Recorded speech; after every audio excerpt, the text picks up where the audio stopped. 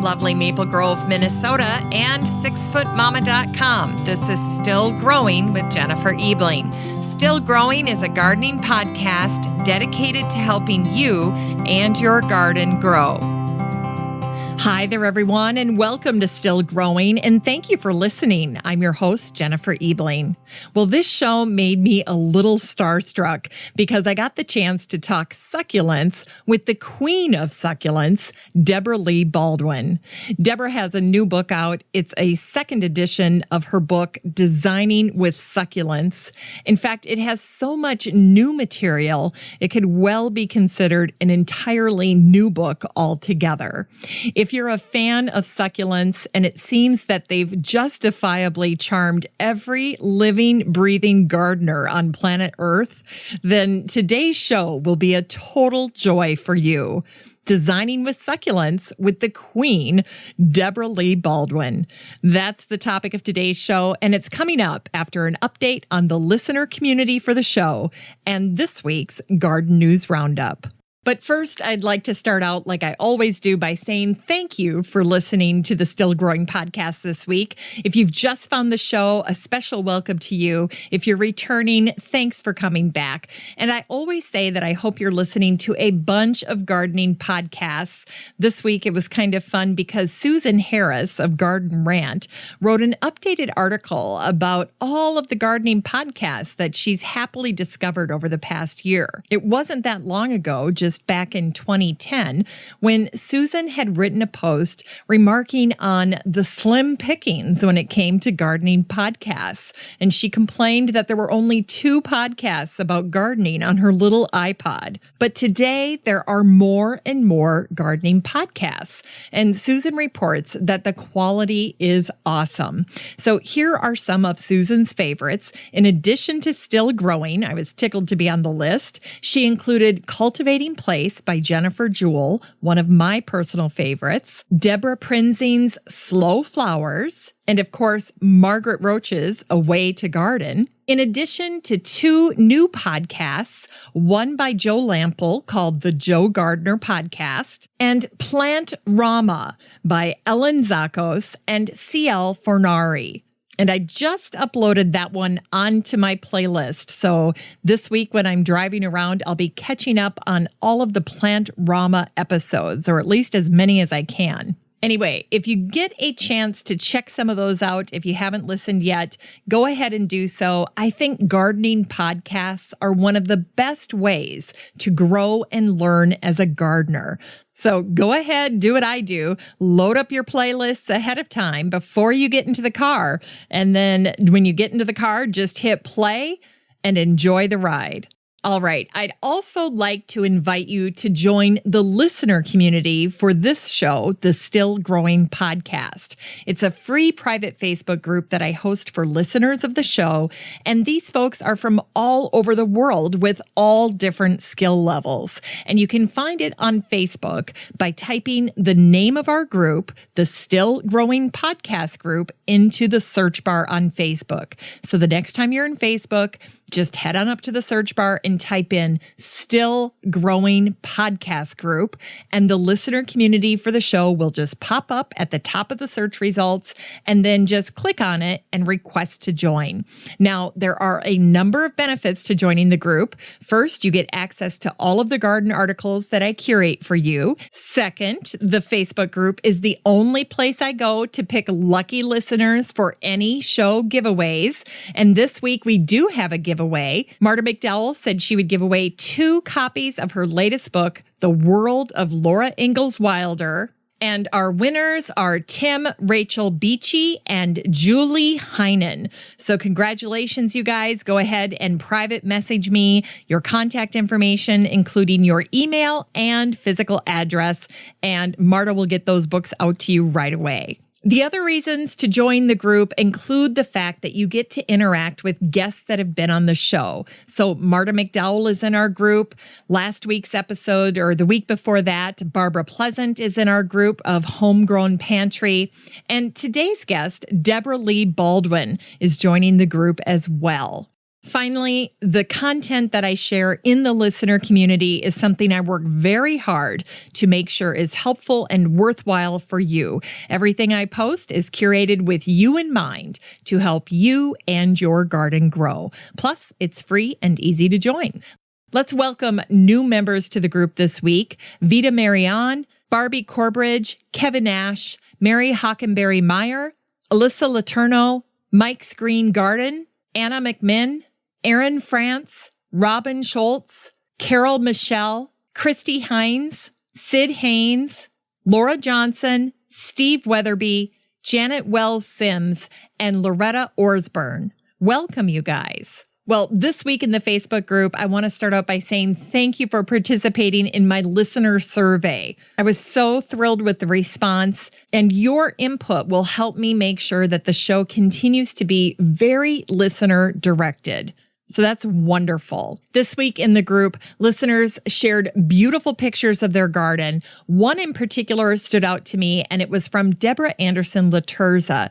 She took cuttings from her garden and then placed them inside an old tomato can. So the tomato can had this gorgeous yellow label with beautiful red tomatoes on it. And Deborah picked flowers and arranged them. They were beautiful red zinnias, looks like, in addition to basil. It was a gorgeous bouquet and it perfectly fit. And I told her I didn't think Country Living magazine could have done any better. So great job, Deborah. John Brian Silverio posted a great reminder, and that is not to take down your fall garden just now, because the birds and the migratory butterflies are still relying on those plants for nectar. So if you're someone that cuts the garden back in preparation for winter, see if you can hold off a little bit longer. That would greatly help our butterflies, pollinators, bees, birds, etc. And speaking of pollinators, that's what is showing up so prominently in many of the photos of listeners' gardens. Beautiful pictures of flowers, edibles, ornamentals in their garden covered with pollinators. It's great to see those images. So thanks for sharing those. Now, if you have questions or comments regarding the show, you can call the phone number for the show at 865-333-GROW or 865-333-4769. All right, now it's time for the Garden News Roundup. This is a curated group of posts and articles that I've shared over the past week with the listener community in the free Facebook group, the Still Growing podcast group. And it's made up of a dozen different segments, from updates on past guests to articles featuring fascinating folks in the world of horticulture that I'd love to chat with. And that's something I call the Dream Guest segment. I also cover news and information on special topic areas like sustainability and science.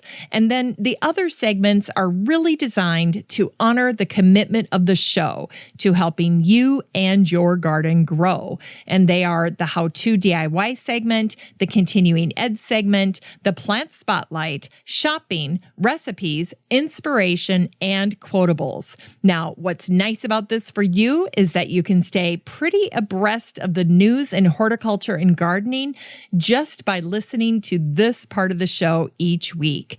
And you can easily check out these curated articles and posts for yourself because I share all of it with the listener community in the free Facebook group, the Still Growing podcast group.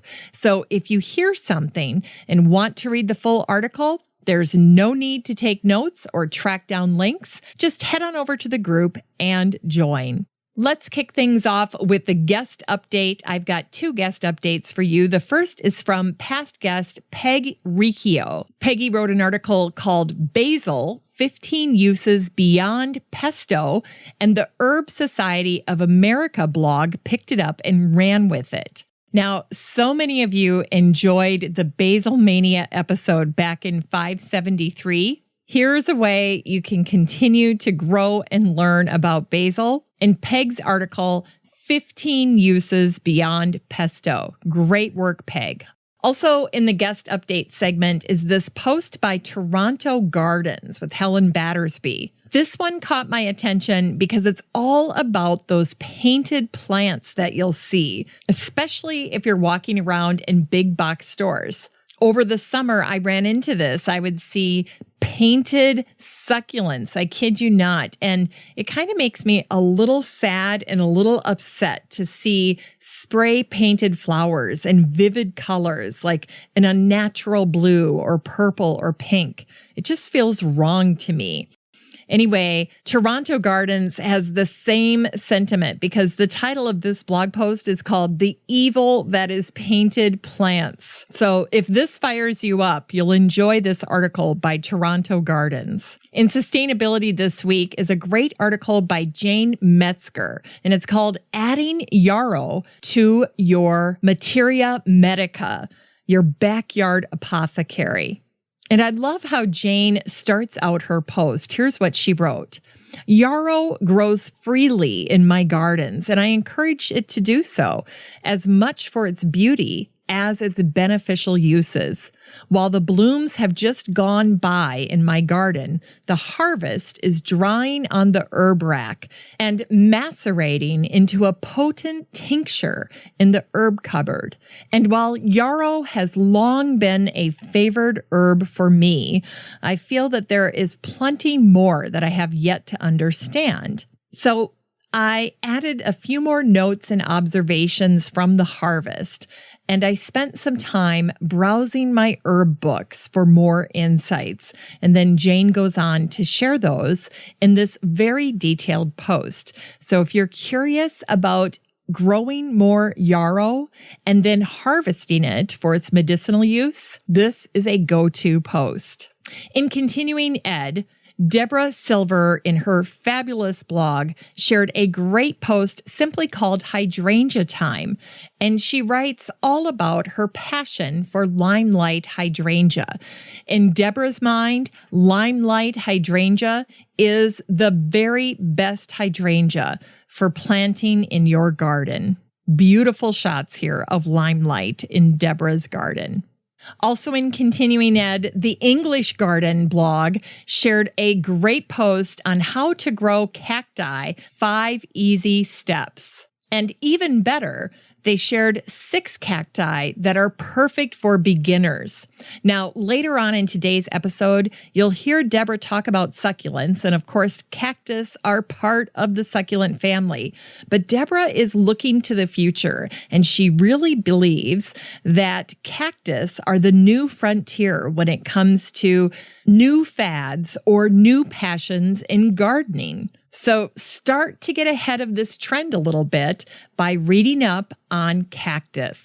All right, in the How to DIY segment is a wonderful post that was shared by Pith and Vigor. I saw it on their Twitter feed, and it's actually from the Plant Hunter blog, and it's simply called How to Make an Insect Hotel. This one is very clever.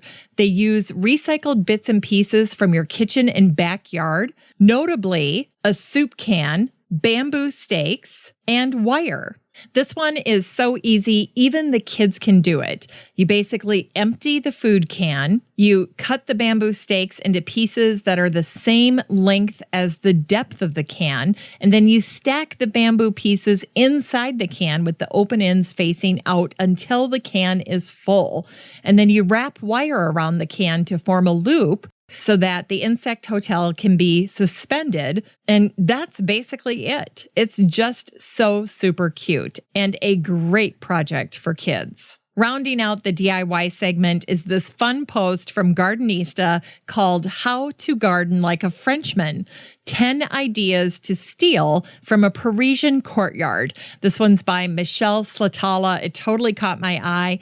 In addition to saying how to add layers to your garden and mixing and matching, it talks about potting up a woodland, incorporating small trees that like to thrive in pots and large containers. They encourage us to try Japanese maples. Many varieties of acer can be pruned and shaped aggressively to make sure they don't outgrow a courtyard garden. And then the other tip I really liked is it talks about installing drainage underfoot. In the example they give, they show how permeable, non-skid decking feels good underfoot and also prevents water from pooling under your plants, which is never good. The Essential Herbal blog wrote a great post about garlic called Viva la Stinking Rose. And of course, it's that time of year when we all need to be thinking about planting garlic. So that one is very timely. And then there was also a great post by Commonwealth Herbs. And this one was about chamomile. And I love the way this post started out. It said, I once had a client who said, and don't you go telling me I need something stupid like chamomile. This is a serious situation. And all I could think was, wow, you actually do need chamomile.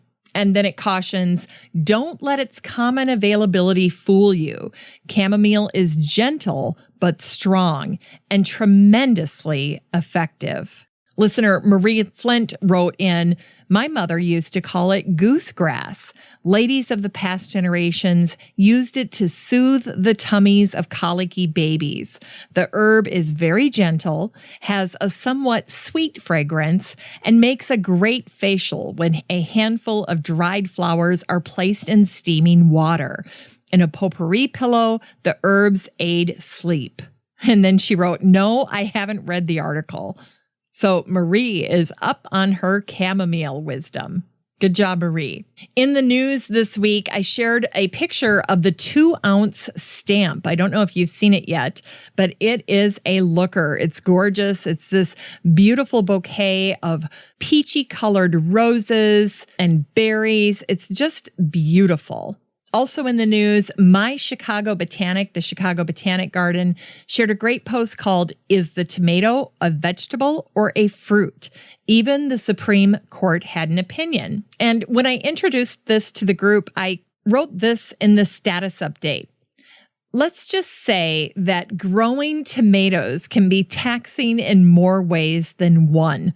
Now, that headline gives you a clue as to why the Supreme Court was getting involved. And here's the interesting story. There is a Supreme Court case, specifically Nix versus Hedden in 1893, in which the court ruled that the tomato is, for purposes of taxation, a vegetable. Evidently, in the spring of 1896, the Nix family made their living importing tomatoes into New York City from the West Indies. Based on the Tariff Act of 1883, the New York Port tax collector assessed a duty on these imported tomatoes. Now, the Tariff Act required a 10% duty on vegetables in their natural state. But the Nix family contended a tomato is a fruit, botanically speaking, and should not be taxed as a vegetable. The New York tax collector was unmoved by this argument and forced the family to pay the tax, though he did record that the tax was paid under protest. And that was ultimately the beginning of the conflict for this court case. The Nix family ultimately sued the tax collector. The case was heard by the Circuit Court of the Southern District of New York. The case primarily consisted of entering into testimony the dictionary definitions of fruit and vegetable, and the court sided with the tax collector. The Nixes appealed, and somewhat amazingly, the Supreme Court agreed to hear the case. They registered their judgment on May 10th, 1893. In his opinion, Justice Horace Gray of Massachusetts freely admitted that, botanically speaking, tomatoes are the fruit of the vine. But he made a distinction between the common language of the people and the botanical definition. He noted that tomatoes are usually served at dinner, in, with, or after the soup, fish, or meats, so essentially part of the main meal, and not like fruits, which are generally eaten as dessert. He even cited from the Supreme Court precedent. In 1889, The court held that, again, for tax purposes, white beans, which definitively are seeds, should be taxed as vegetables and not classified as seeds, which were, of course, exempt from taxation. In that case, Justice Bradley of New Jersey wrote of white beans, "We do not see why they should be classified as seeds any more than walnuts should be classified as seeds. Both are seeds in the language of botany or natural history, but not in commerce, nor in common parlance." So, kids, if you're listening, add that to your tomato trivia. You can wow your teachers in school with that information. In the Dream Guest segment is someone my mom actually found for me. She forwarded this article to me that was featured in the Chaska Herald newsroom in early September, and it was called "No Old and Bold Mushroom Hunters," and it's by Stan Tequila. Now, Stan has a wonderful website. Let me pull it up here. It's the Nature Smart website. So just go to naturesmart.com. Stan is a naturalist, a wildlife photographer, and a writer, and he's the originator of all of these wonderful state-specific field guides, such as the ones for birds and wildflowers, as well as trees. So if you've ever looked at a specific state field guide, like wildflowers of Minnesota or trees of Minnesota or birds of Wisconsin, that kind of thing, that's probably in large part due to Stan. Now, in particular, what I loved about what Stan wrote about the mushroom hunters is his explanation of this very popular quote. Here's what he said. "There's an old saying that goes like this: there are old mushroom hunters and there are bold mushroom hunters, but there are no old and bold mushroom hunters." So clever. In fact, in Stan's article, right at the very end, he says, "By the way, everyone who has ever eaten a deadly mushroom reported that they tasted great. Unlike what you see in the movies and TV, when you eat a deadly mushroom, you don't suddenly drop over dead. In fact, it's a long, drawn-out process of many days and weeks. The first symptoms don't show up until 48 to 72 hours, 2 to 3 days after you eat the mushroom. This is because most of these toxins will kill your liver, and the first symptoms occur when your liver starts to fail. The only treatment for this is a liver transplant. Something Stan, of course, does not recommend. Anyway, he gives a really, really great overview of hunting for mushrooms, the best time and the best places to look, and how to source wild edible mushrooms. I thought this was a wonderful article, so thanks, Mom, for finding it and forwarding it to me. I thoroughly enjoyed reading it, and that's why Stan Tequila made the Dream Guest segment this week. In Science This Week, the New York Times shared a great article that was called, "Can You Pick the Bees Out of This Insect Lineup?" And when I shared it with the group, I wrote, "A bee or not a bee? That is a good question." So in this article, you have to imagine that they show a picture of all of these different insects. Now, some look very much like what we think of when we think of a bee. Then others look like they could fall into completely different insect categories. They look like they could almost be grasshoppers or even flies. Now, this is an interactive post. So when you get this article, you have to click on the bees in order to see the rest of the article. And the whole point of this article is that in addition to trying to save our pollinators, we need to do a better job of identifying just who our pollinators are. In this article, Joseph Wilson, an evolutionary ecologist at Utah State University, said, "We realized there was a huge misunderstanding or lack of knowledge about most kinds of bees. Everyone knows that bees are good, but even though they know that, Most people had no idea how many kinds of bees there are. I really enjoyed this post. I loved the interactive quality of it. If you have kids or if you're teaching about bees, this post in particular should be part of your curriculum. It's great. There were a number of recipes this week. There was a fantastic tarragon and cashew pesto recipe that I absolutely fell in love with. It's from Dunk and Crumble. So just to recap, the name of that blog, Dunk and Crumble, both of those terms refer to cookies. You dunk your cookie in milk.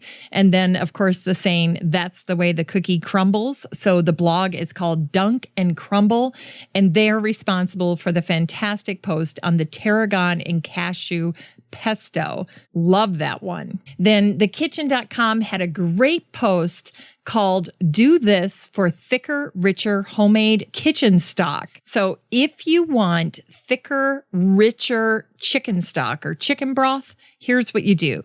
Add a touch of acid. White wine or vinegar will do the trick. It also cautions that you can go ahead and use something like lemon juice, although that will affect the flavor more. So if you're just looking for thicker, richer chicken stock, stick to adding white wine or vinegar. Great tip. The Backyard Patch shared a great dressing recipe. This one was for a creamy Parmesan dressing. It's a weekend recipe that they recommended last weekend. The author, Marcy, wrote this about this recipe. She said, this special recipe is fast, but worth making from fresh Parmesan and lemon basil. It's perfect on a lettuce or greens salad, but it's exceptionally good on tomatoes. And it's thick enough to use as a dip. I loved it.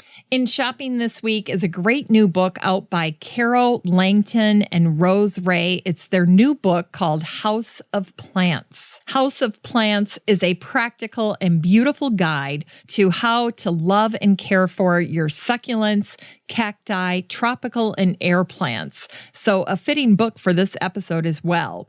These indoor plants are handsome, hardy, and perfect for urban living, and this book is a comprehensive companion. Great buy. You can get it on Amazon for under $20, and the cover's gorgeous. House of Plants. In inspiration this week, there were some beautiful images of incredible flower crowns of old Ukrainian wedding photos.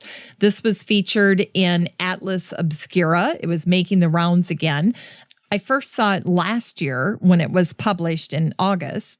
Now, what I especially loved about this post is not only these beautiful images of these old wedding photos, but the fact that they tried to recreate these amazing crowns with flowers in addition to the costumes. So basically recreate the entire wedding photo to great effect. I loved how they turned out. Very, very impressive. In quotables this week, I tried to pick quotes that had some connection to the topic of today's show, succulents. Here we go. The first two are by Ralph Waldo Emerson. What is a weed? A plant whose virtues have never been discovered.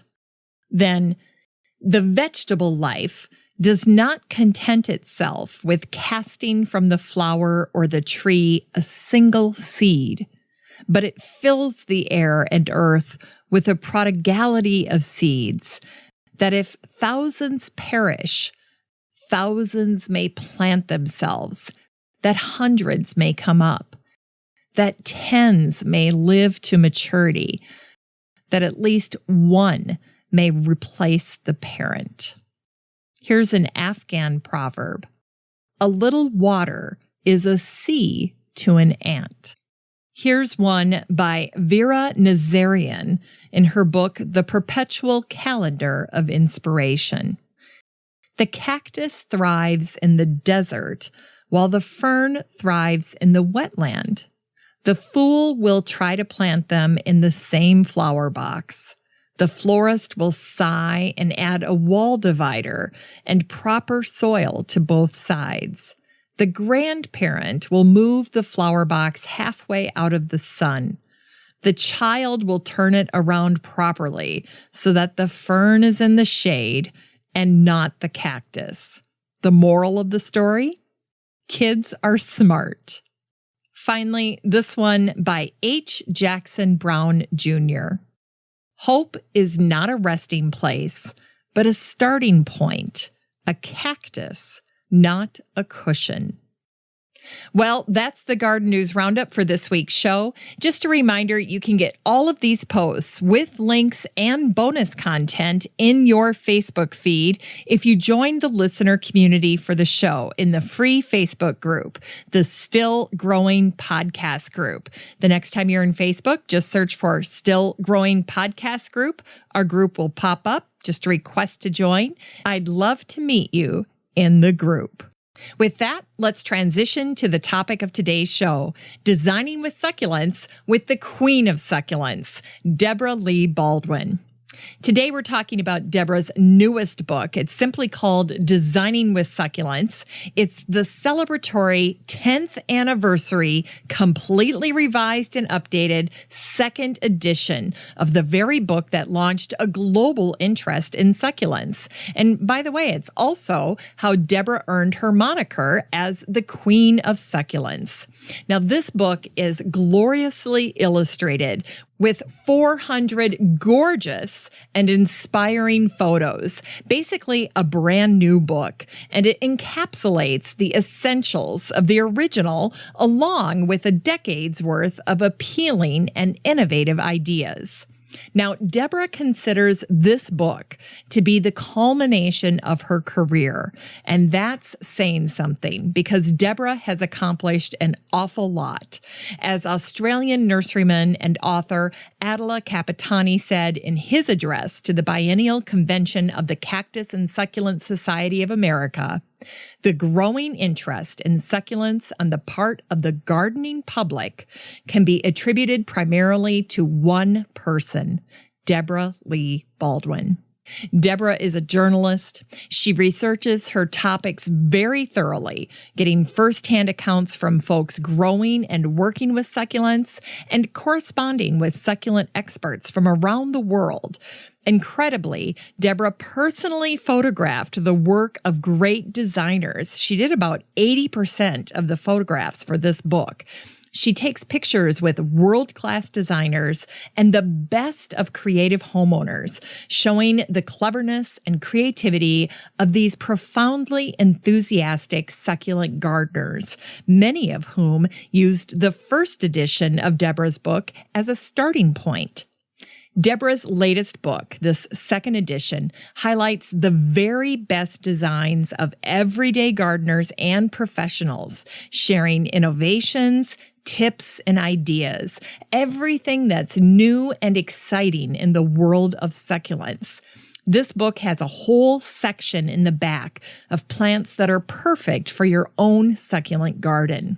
Succulent expert, blogger, photographer Gerhard Bach said this in his review of the second edition of Designing with Succulents. Sometimes the second edition of a popular book is little more than a cosmetic update, maybe featuring a new foreword, a different page design, and some new photos. Not so here. This second edition of Designing with Succulents may share the same basic organization as the first edition. The first half covers design principles. The second half showcases the best plants for a variety of applications. But the nuts and bolts of this book have been completely reworked. And I agree with Gerhard, and I am a huge fan of this book. This one is staying in my office. Chatting with Debra makes for a lovely interview because she is a conscious competent when it comes to succulents. She knows what she knows, and she's crystal clear when it comes to sharing her expertise and passion for succulents. Debra specializes in showing how top designers use architectural, water-wise, and easy care succulents in a wide variety of creative applications. Fleshy or spiky, minuet or ginormous, succulents come in all sorts of growth habits, colors, and shapes. In Debra's revised edition, you get 2 super useful supplements. One that lets you choose plants by specific characteristics, such as size, color, or texture, and then one that profiles the best companion plants for succulents. So whether you're just discovering the world of succulents or a succulent aficionado determined to collect as many species as you can, today's show will fan the fires of your passion for succulents. Let's set the roses, hydrangea, and wildflowers aside today and get down and dirty with the Queen of Succulents. Here's Debra Lee Baldwin and Designing with Succulents. Welcome, Debra. Well, thank you, Jennifer. It's a treat to be on your show. Tell me everything. Tell me how this book came about, because I know that even though this is a second edition, it's largely all new material. It is. Well, the first edition of Designing with Succulents came out in 2007, and as I was researching that prior to its production, I had a hard time finding great succulent gardens to shoot. I would go up and down streets in high-end neighborhoods of Southern California, and if I'd see a succulent in somebody's front yard and it looked good, I'd do a drive-by shooting. And there were very few landscape designers who were specializing in succulents at the time. And, well, I have to give credit to my editor at Sunset Magazine, because I was a journalist covering San Diego primarily for Sunset Magazine at the time, and I was covering general gardening. I went around and I would go to all the gardens that were on tour. I'd go the day before the tour so I didn't have to shoot around the lady in the red sweater, and I would show my editor, Kathy Brenzel, at Sunset Magazine, these great gardens. And they could have been anything, tropicals, bonsai, you name it. And one day she said to me, "Debra, you have shown me so many great photos of succulent gardens that you should do a book." And that's how it all came together. But suddenly I was scrambling to find even more, even better, more comprehensive, more creative, the best and the brightest of all the succulent designers and how they were using these plants in the garden. And so fast forward 10 years, and I had more material than I knew what to do with. There is so much going on now, primarily in the banana belt for succulents, which is coastal California from the Bay Area south and Southern California. That's where the plants grow best in the ground, which is not to say you can't have succulents anywhere on the planet. You can. You just have to be a little bit more careful about how you grow them, how you protect them from temperature extremes and too much rain or too much heat. But anyway, so to get back to now, we've had this revolution, this phenomenon of succulents. They're everywhere. You see them everywhere. You see them in bridal bouquets. You see them as table centerpieces. You see them in movies. You see them sitting on the tabletops of talk shows. So it all sort of started back then. And modesty aside, I have been credited as the person who started the whole succulent phenomenon. There's an Australian expert, Attila Capitani, who said in one of the biennial conventions of the Cactus and Succulent Society of America that he credits me for the rising interest in succulents in the United States and beyond. So I worked hard to get those few adequate, but not necessarily wow, photos back in 2006 for a book that was coming out in 2007. And I didn't slow down after the book came out. Every time I had a chance to visit a great succulent garden, I was there with my camera. And I still do that. It's become automatic. And I think that's a terrific way to communicate the feel, the three-dimensional feel of a garden is ideal through video. And I do have over 200 videos on YouTube. In just the past 3 million views with a little bit more than 14,000 subscribers to my YouTube channel.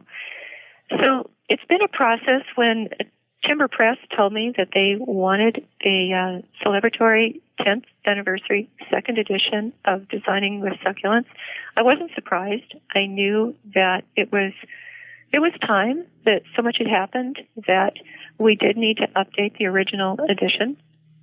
However, I had no idea how much work would be involved, and I said, well, okay, I'm busy. I'm out there making my videos, giving presentations. I have a huge social media presence. I'm doing a lot to help get the word out about my existing books. So really, do you want me to disappear for a year and go underground and focus on updating the first edition so we can get a second edition out there? And they were wonderful. They said, well, you've written a lot, you've done a lot already with blog posts on your website, all of this other stuff, all these articles I've written. We'll assign you a developmental editor, Lorraine Anderson. I can't say enough wonderful things about her. So Lorraine's job was to pull all these things together, take the original manuscript that was 10 years old, and massage everything together and come out with a second edition. And I thought, well, gosh, that's a great way to go. And so I signed a contract agreeing that I would meet these series of deadlines that were basically over a year's time, but I didn't see it as taking a lot of my time. Well, Jennifer, let me tell you, I got into it. I was reading, the edited version, and I was thinking, oh my gosh, oh no, it just needs so much more work. It needs more cohesiveness. It needs to emphasize certain things. There are things that have happened that need to be illustrated. I think what really made me realize the need for an entirely new book was the photos. Lorraine was working. She figured, oh well, we'll use the photos that are already in the book, and then Debra will just add 100 more. Sure. Oh no. I started looking at those old photos, and I was thinking, no. The book, the readers, they merit updated photos. Well, once you start yanking out 300 original photos and adding an extra 100, you start really having different text. Now, I would say that the second edition has about 15% of the best bits of the first edition. It's not like we didn't keep any of it, but major changes in photography, which extrapolated into major changes in text, which meant that for me to meet those deadlines, I padded down the hallway in my bedroom slippers before dawn. Some days I didn't even get dressed. Oh. I neglected my husband, my dog, my garden, and myself. Yeah. As with all my books, I gained a pound per chapter. Oh, gosh. It's baby weight. Oh. I've lost it since. Oh, my gosh. But and Lorraine was such a wonderful hand holder, and she didn't realize that what she thought she was pretty much finished with was just the beginning. Yeah. And an awful lot of emails went back and forth. She's like my sister now. We even have like almost the same birthday, and we've decided that we're going to go hiking in the Pacific Northwest to celebrate the release of the book. And she's an expert in where to hike in the Pacific Northwest, so I'm looking forward to that. And I figure if she's my age, I can keep up with her, right? Well, that's the plan, right? We only go hiking with people our age or older, so. I know. So anyway, it came together beautifully. I have to say, it was a team effort. I'm primarily a journalist. I'm a horticulturist. In fact, I was honored by the San Diego Horticultural Society as their 2017 Horticulturist of the Year. Oh. So I feel I can call myself a horticulturist. I'm also a photographer, a videographer, but I'm primarily a journalist. Words are my little buddies. That's my comfort zone, is working with words, combining words with photos, and communicating. And a book, especially with a major publisher like Timber Press. Timber Press is the top publisher of gardening books in the United States. They produce a very high-quality product, and it's a true honor and a privilege to work with Timber Press. I love Timber Press. They're accessible. They're real, genuine people who work there, but they have a total commitment to excellence. And there was a lot of hand-holding that went on, especially with Lorraine, the developmental editor. But once the manuscript was finished and ready to turn in, I had some misgivings, because being primarily a journalist and secondarily a horticulturist, I thought, I want this to be the ultimate book on succulents and using them in aesthetic ways. What if I've got something wrong? I can't know it all. Mm-hmm. So I had the plant descriptions proofread by the leading expert on succulent plants in the United States. He's on the board of the Cactus and Succulent Society of America. He is curator of a collection at the Ruth Bancroft Garden near San Francisco. He helped with Johanna Silver's marvelous book, The Bold Dry Garden, which is about the Ruth Bancroft Garden. And that is Brian Kemble. Now, Brian is very low-key. He's a plant geek. He was sort of bemused when I approached him. But, oh my gosh, that man. I'm going to have to separately release our email exchanges, because this man is totally up on nomenclature. And I would say, I don't care if they've changed the name of this. This is how it's sold in nurseries. This is how I remember it. I'll never remember that ridiculously long, totally different name. I'm going to call it its old name because I can. and he would be so diplomatic in his response, and he would gently remind me that there's a reason for nomenclature changes. And that people like me have the opportunity to get it right. Yes. And so maybe it's worth doing. Just consider it, Debra. Oh, gosh. So we have all these changes that, he almost has a low-key, I would say British sense of humor, but he's not British. But he made me laugh out loud more than once. And he was so wonderful in the ways he guided me and the suggestions he made. And yes, the corrections, too, thank God. Yes. That I really think that Brian Kemble deserves a major accolade for his help with this book. But you know what? He doesn't care.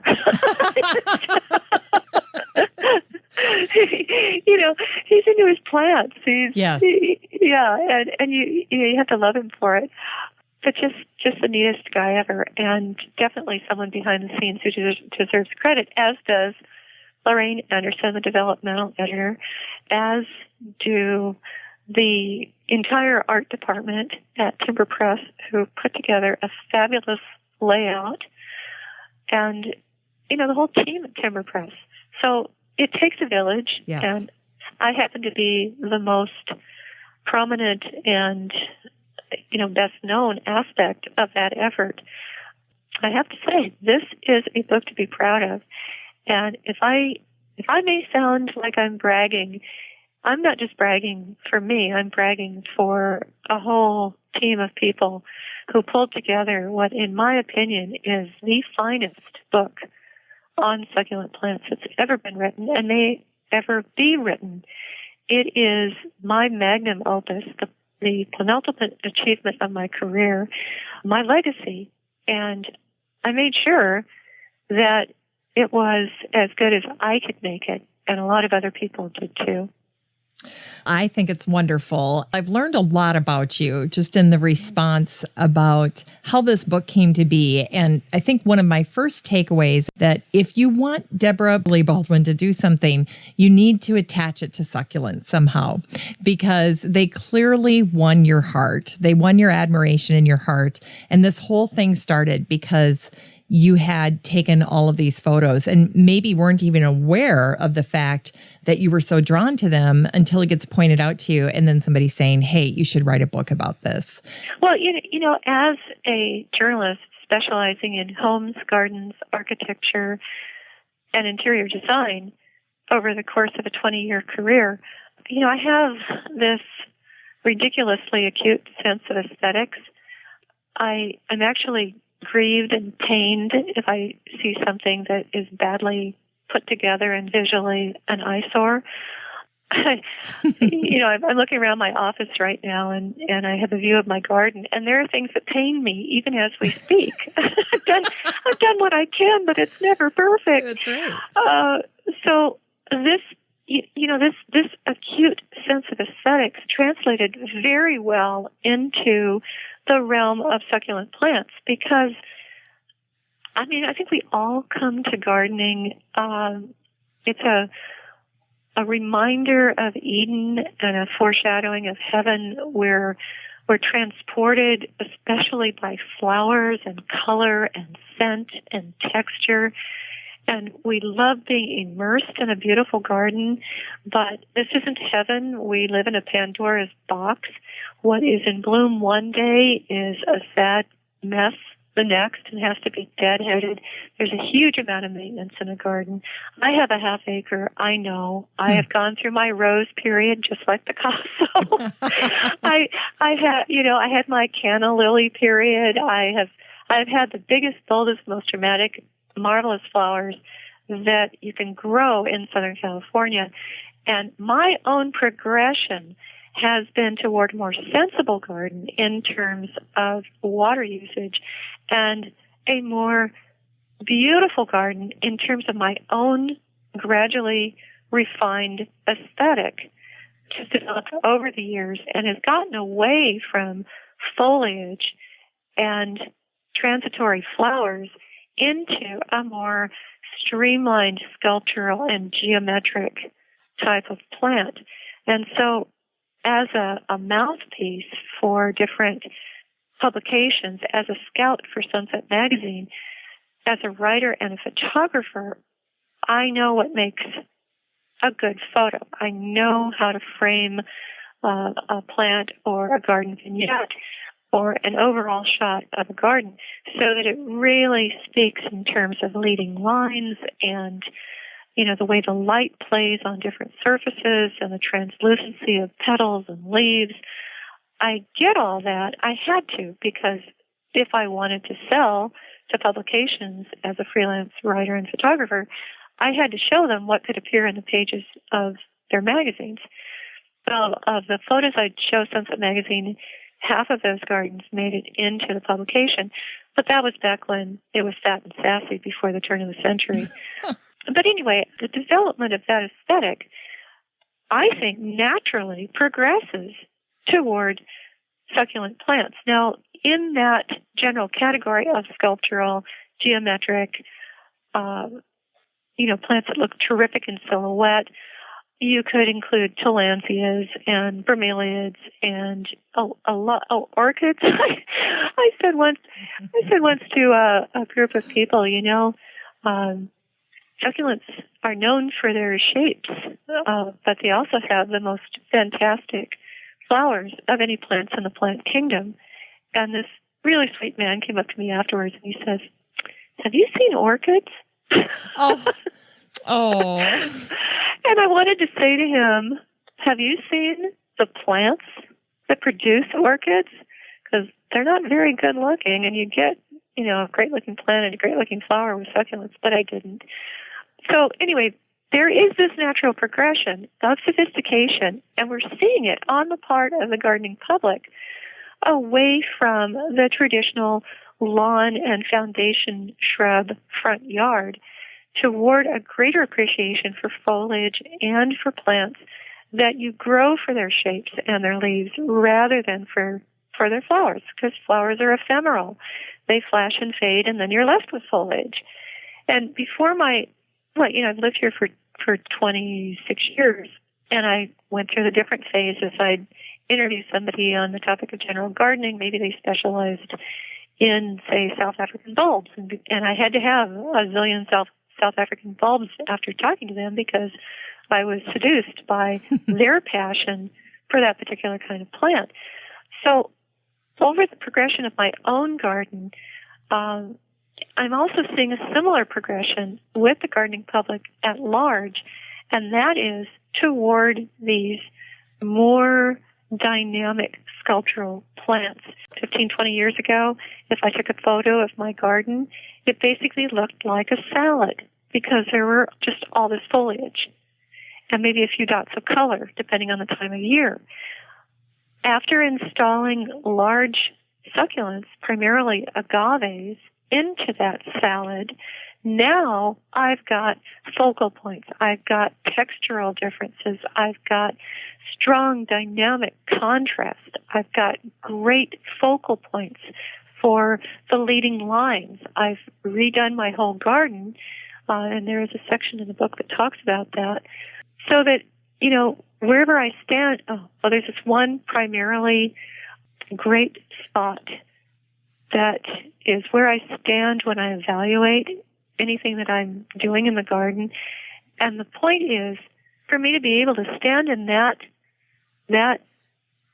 particular vantage point, and wherever I point my camera, it's a great shot.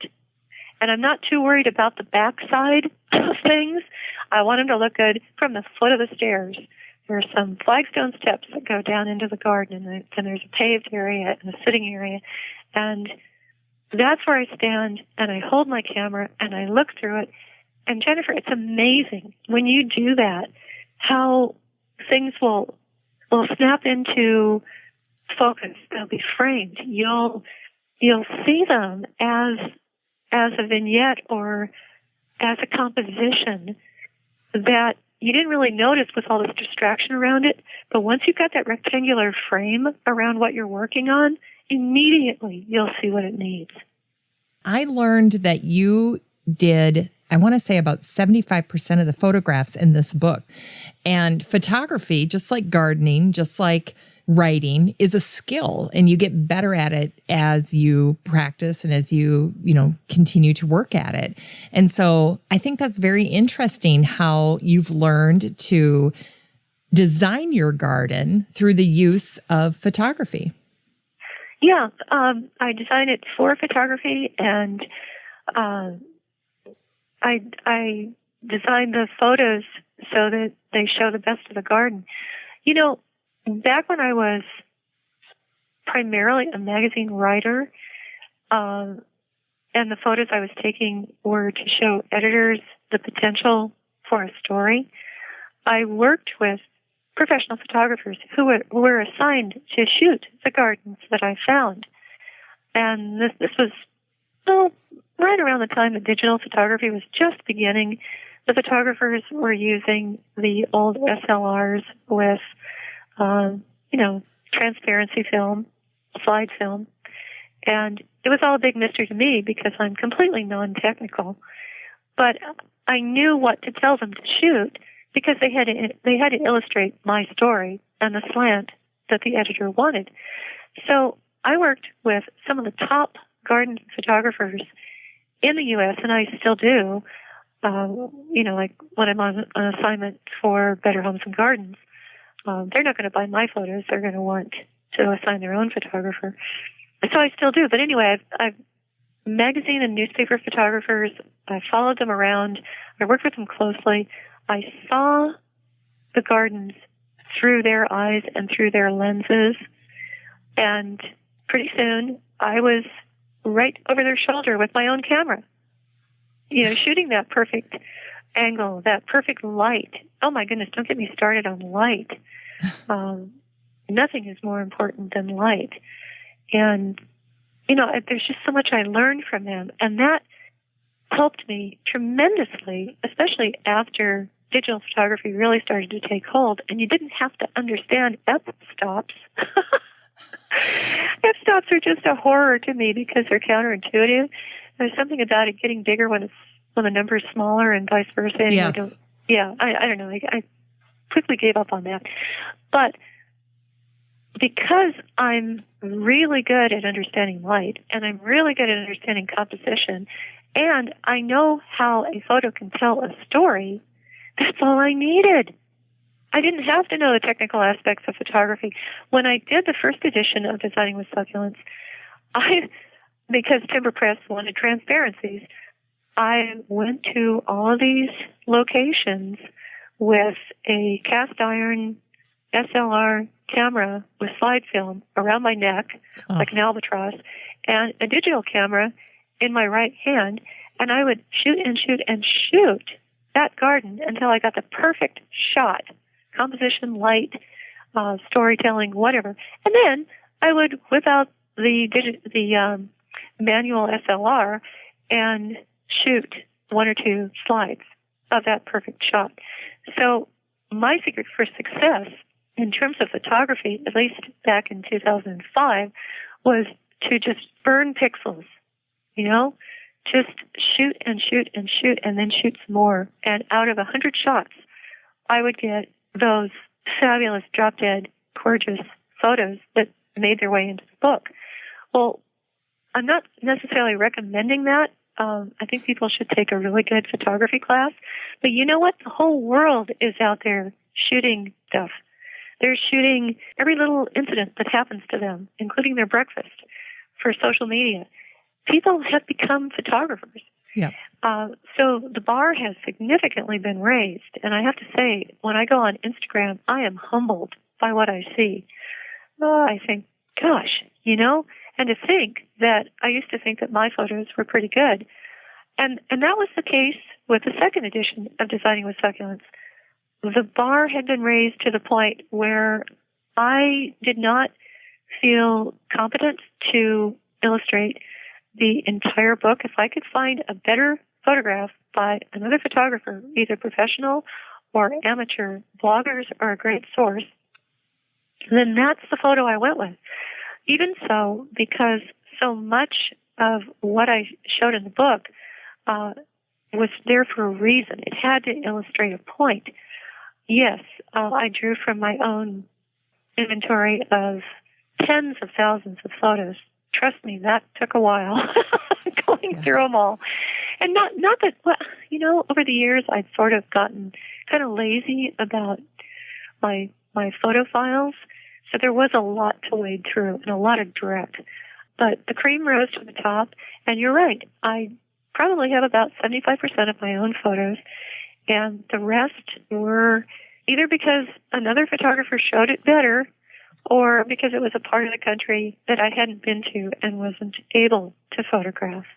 As you were talking about all of that, I was thinking about not only have we all become photographers, but our expectation for how we want photos to look, our expectation for the quality of imagery we need to see in publication has changed. And so I think it was great that you revised so many of the pictures, and the pictures were stunning. I mean, I told you in our pre-interview chat that when I'm getting ready for a guest on the show, I'll take the book, and before I do any research, I want to get my own impressions of the book, and I'll take a ballpoint pen, and as I'm going through the book, I mark it all up, my initial impressions, my thoughts. And in your book in particular, the phrase I used over and over and over again is OMG. I would put, really? Yes, I would put OMG in the margins. And there is one garden I wanted to just say that, here it is. It's the garden that's featured on page 26, and it's Joan Field's garden. And when I saw the first picture, this is a story about a garden that was a standard lot, and then it became a succulent sanctuary. And I wanted to give myself a heads up when I was going back through the book to make a special note of this garden, because I said the first page is a wow, and then the pages after that become whoa. And then after that, it's like, now I'm going to pass out because it was just, the first page I saw all the beautiful colors. I saw the gravel path. I saw all the textures. I saw the wall.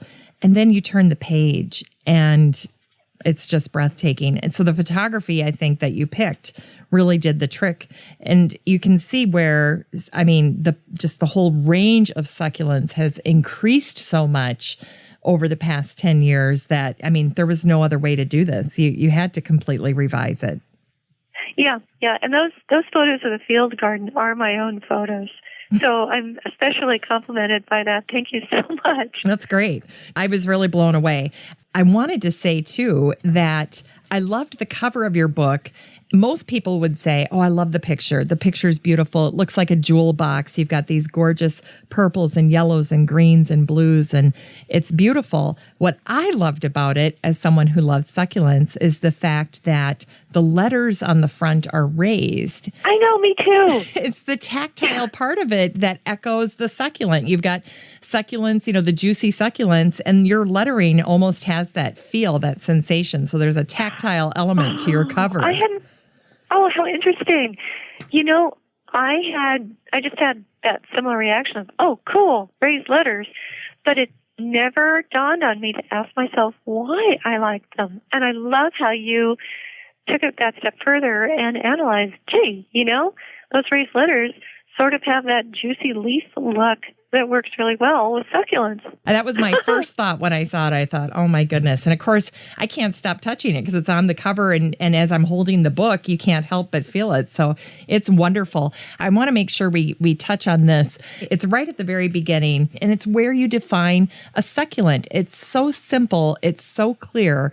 I put such a simple definition and one that's so easy to remember. You said, succulent describes any plant that survives drought by storing water in its leaves, stems, or roots. Let me have you begin by sharing your story of how you made over your own garden. Okay.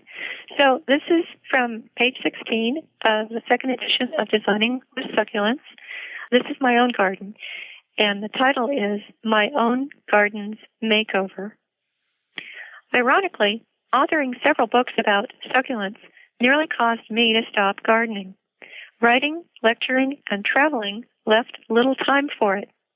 Once lush with fruit trees and flowers, the rocky half-acre in the foothills north of San Diego, where my husband and I had lived for a quarter century, was shabby and overgrown.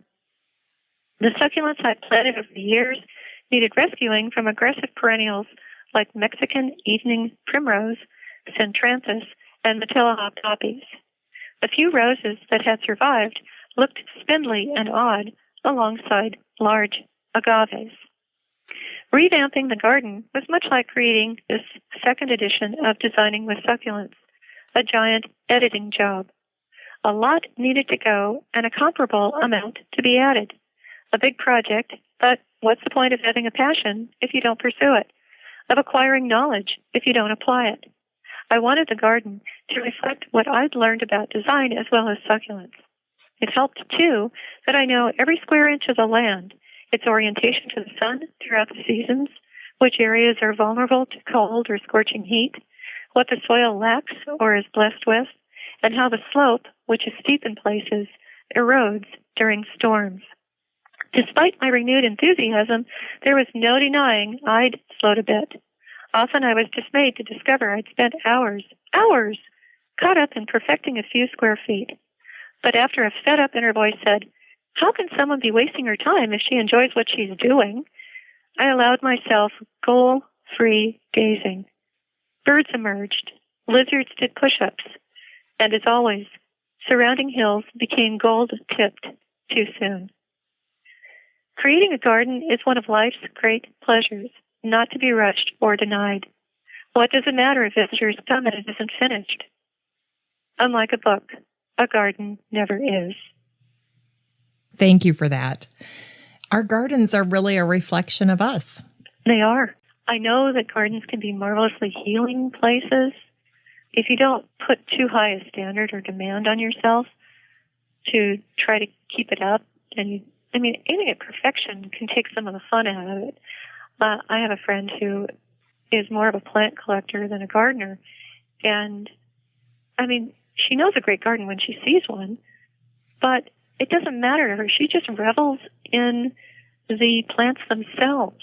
She walks through her garden, which is tidy and overgrown, and weeds have gotten out of hand in places, and she runs her fingertips along the plants and sniffs her fingertips because of the fragrance of the different salvias, the different sages, and, you know, some of there are orange blossoms in bloom, and she just stops and, you know, drinks them in. She literally inhales the trees when she walks through them. And she may peel a petal off of a guava flower, you know, that precedes the fruit, and absentmindedly munch on it, and then hand it to you. I'll never look at borage, the herb, without thinking of her, because she pinched off one of its bright blue star-shaped flowers and handed it to me. And she said, "Here, eat this." Well, I'm an adventurous eater, but I hadn't expected to be eating a blue flower in someone's garden. It wasn't much bigger than my thumbnail, and I thought, well, it's not going to kill me. And yeah, you know, it had a kind of a sweet herbal taste, not particularly memorable, but all I could think of was, oh my gosh, can you imagine putting this atop a salad with a few nasturtiums, bright orange nasturtiums? Wouldn't that be amazing? And to this day, I think of her, and I think of that borage, and I wish I had it when I'm preparing a really nice lunch that includes maybe a few bright orange nasturtiums off to the side. So I guess what I'm saying is I really need to get some borage seeds and set aside part of my garden to grow it. It's just one of those things I never get around to. I think a garden is as personal as the person who owns it and tends it, and there's no need to apologize if it's not maybe what somebody else wants. You create a garden as a retreat, as a respite, as a sanctuary, as a place that is uniquely personal to you. It's filled with living things that are dependent on you. And if that means that some beautiful specimen has to go where you'll never see it because that's where it's happiest, then that's a decision that is uniquely yours to make. I think the best designed gardens tend to put the most amazing plants where you can see them. But a true gardener may put the plants first in terms of what they need rather than the aesthetic benefit that they provide. Because that person knows they're going to be out in the garden and they're going to be seeing them anyway. In fact, they may even make a special trip to that neglected corner just to see how the Boucarnia recurvata is coming along. When I was covering homes, gardens, architecture, and interior design for the San Diego Union Tribune, I did a story I'll never forget on a hospital garden at Children's Hospital in San Diego that had a healing garden. And that garden was for the children. You know, maybe they could be wheeled out there and they could enjoy the fragrances and the textures and the colors and get fresh air and sunshine. But it was also for their family members who were coming to the hospital to see their severely ill children. And there were times when they had to wait for an outcome or wait for a procedure to be finished.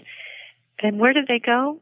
They went to the healing garden because that offered what they needed to soothe their souls. So I think of that garden. I think of how I've been lying, you know, in certain circumstances. I had to have traction once, and I was lying flat on my back in a physical therapist's office, and it was boring. And there was a high window that I could look out, and I could see tree branches through it. And I just was mesmerized by the light shining through those leaves. And I realized that wherever I am, at whatever stage of my life, even if I'm doing something boring or tiresome or whatever, I need to see greenery. That that speaks to me in a soothing, healing way that nothing else does. I needed those trees. I wasn't in pain. I was just bored. That was before cell phones. So I, as you get older, you think, well, where am I going to end up? Am I going to be in a nursing home? Well, if I am, there better be a window and there better be a tree outside. Very true. There's a 2-page part of your book that I think is just exemplary. And the title of it is called Your Garden, From Dream to Reality.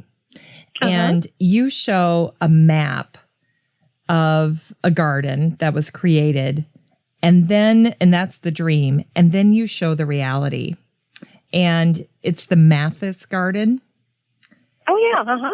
And the picture that you took was only 2 years after installation, which blew me away. But I suppose it's the difference between gardening in Minnesota, where we have to take a break 6 months out of the year, and gardening in California. But it was absolutely stunning to me how that picture actually came to life in this garden. It was amazing. Well, I could not be more delighted to hear that, because you get so close to a project that you lose perspective on it. And I don't know, I looked at that drawing and then I looked at the photo opposite and I thought, does it really work? Does it really make that point? And you just told me it does. So absolutely. I'm very, very glad to hear you say that. You talk about maintaining succulents, and that's something that people don't always think of, because all of the hype around succulents is that they're low maintenance, that they're maintenance free. And yet, as someone who works with succulents regularly, that they do need maintaining. And you showed a picture of the tools that you like to use. Mm-hmm. I'm wondering what's in the spray bottle, and then what is the thing that looks like a long tweezer? Oh, long-handled tweezers are wonderful for pulling weeds and grooming spiky succulents. That's just rubbing alcohol. That's for in the spray bottle. Yeah. That's for small sucking insects that tend to colonize flower buds and tender new growth.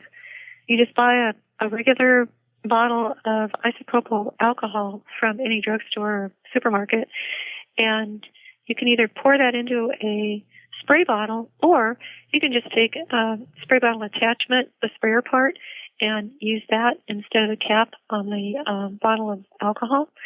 Aphids are spraying and mealybugs are fall. So, yeah, that's a good thing to have year-round when you're going around grooming your plants, because you may notice a minor infestation and you'll think, oh, I'll come back and I'll take care of that. Well, if you have your spray bottle, you can nip it in the bud, literally. Literally. Yeah. And so you just put the rubbing alcohol wherever you see the infestation, and it does no harm to the plant. It doesn't. Now, conventional wisdom is you should dilute it, and I do recommend diluting it somewhat, but there's 2 kinds of rubbing alcohol. I think there's 70% and 90%. And if you use the 70% isopropyl alcohol, you don't have to dilute it. But if you use the 90%, you should mix it, with just regular water. But distilled water is better because it doesn't leave water drop spots. I used to say, dilute the rubbing alcohol 50% with water. I don't do that, and it's just a cautionary thing. There are people out there who collect rare and valuable specimens of succulents. The Cactus and Succulent Society of America is primarily collectors, and they have plants that they can't take a chance with. So I would say if that's the case with your succulent and you don't want to risk some adverse effects of a chemical like alcohol, then dilute it. Personally, I don't bother, but then I don't have that many rare and valuable collectible succulents. And I've never seen a problem. I spray it on echeverias, I spray it on thin-leaved succulents, I spray it on flower buds and leaf axils, and even the fuzzy pulverulent succulents are fine. Pulverulent meaning they have a fine powdery coating. Okay. And even they can take it. Well, at least so far. I mean, I would think, though, if you had a very pulverulent, very powdery coated succulent, be very cautious about spraying it with anything. Okay. Because that's a significant part of its beauty, and you don't want to compromise that. Well, you show some tips for handling cactus a few pages later on page 133. I thought these were genius. And for someone like myself that doesn't have a lot of cactus and is a little bit afraid of working with them, I thought these were genius pictures. Do you want to walk us through them? Yeah, sure. I should preface it by saying that, we were talking about the progression of sophistication. In terms of gardening, from foliage and flowers to more streamlined geometric and sculptural shapes, well, that leads you to succulents. But then, once you're there in the realm of succulents, is there progression past that? And I'm thinking, yeah, and it's into cactus, which horrifies a large number of people, especially ladies in the Garden Club set, because, and rightfully so, they can't imagine ever gardening with something that's going to bite, with something that's going to draw blood, that you can't pull a weed from without getting poked. And there is that. But of all the succulents that I photograph, my favorite are cacti, especially the symmetrical, round ones that have translucent spines that glow when backlit. Oh, come on. I mean, they are beyond gorgeous.